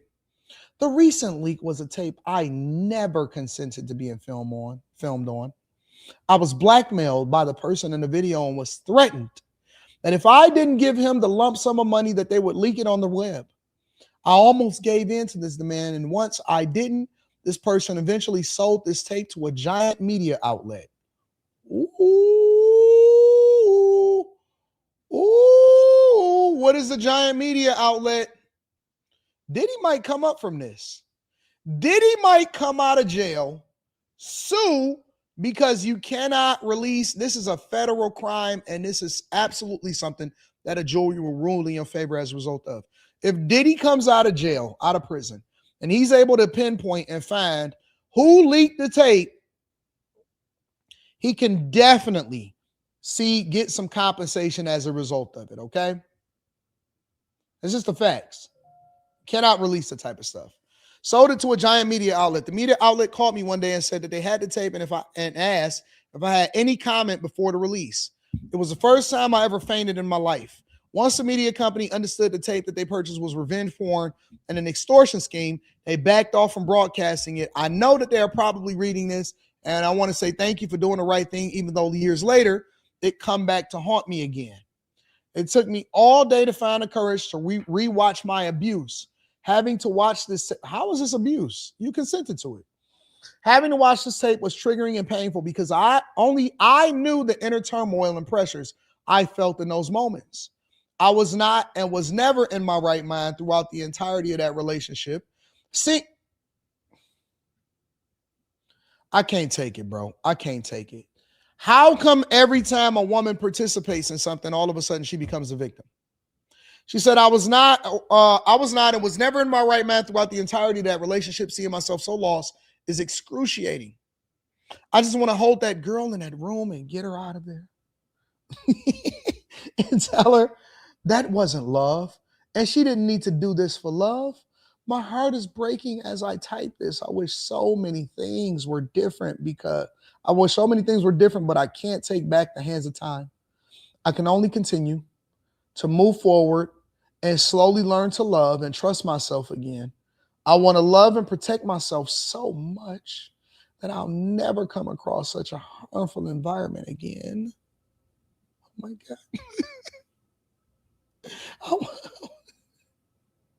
This is the first time that I've ever felt a part of my own body, that my body belongs to me. I am precious.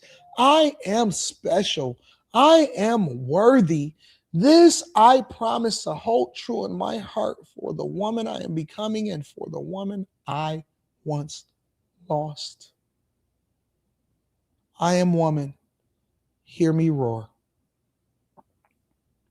Let me read that last part.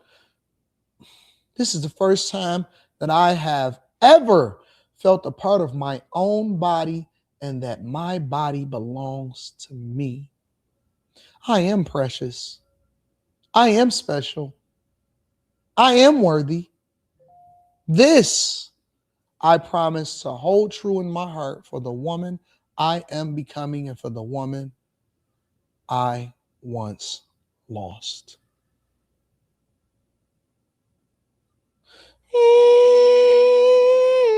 Get the long violins out. Get the long violins out. So anyways, Diddy, Daphne, and 50, all E's, are now trying to deal with the fallout of the tape leaking. Crazy. Crazy, crazy, crazy world that we live in, ladies and gentlemen. So this is the time that I would say that y'all should be thankful for being a regular, everyday person. Sometimes it's not worth it to be famous. Take it from Daphne, Diddy, and 50. Take it from Daphne, Diddy, and 50. And guess what we're going to be talking tonight on After Hours with Molly, Slimmy, Brittany, and Kimmy. We're going to be talking about Diddy, Daphne, 50, and Young Miami, and Cassie. Because everybody plays the fool sometimes. Manny Plays PC says, I'm a hand on the string. If you think furries are bad, look up human pup shows. Oh, that sounds so bad. That sounds so bad. Neem says, Imagine getting that call from the cell that you're peeing online and the streets ain't got nothing good to say. I stay locked up. Gotta own it, big dog. Gotta own it. You gotta own it, Neem. You gotta own it. Because guess what? Everybody plays a fool sometimes. I'ma see y'all tonight. Peace.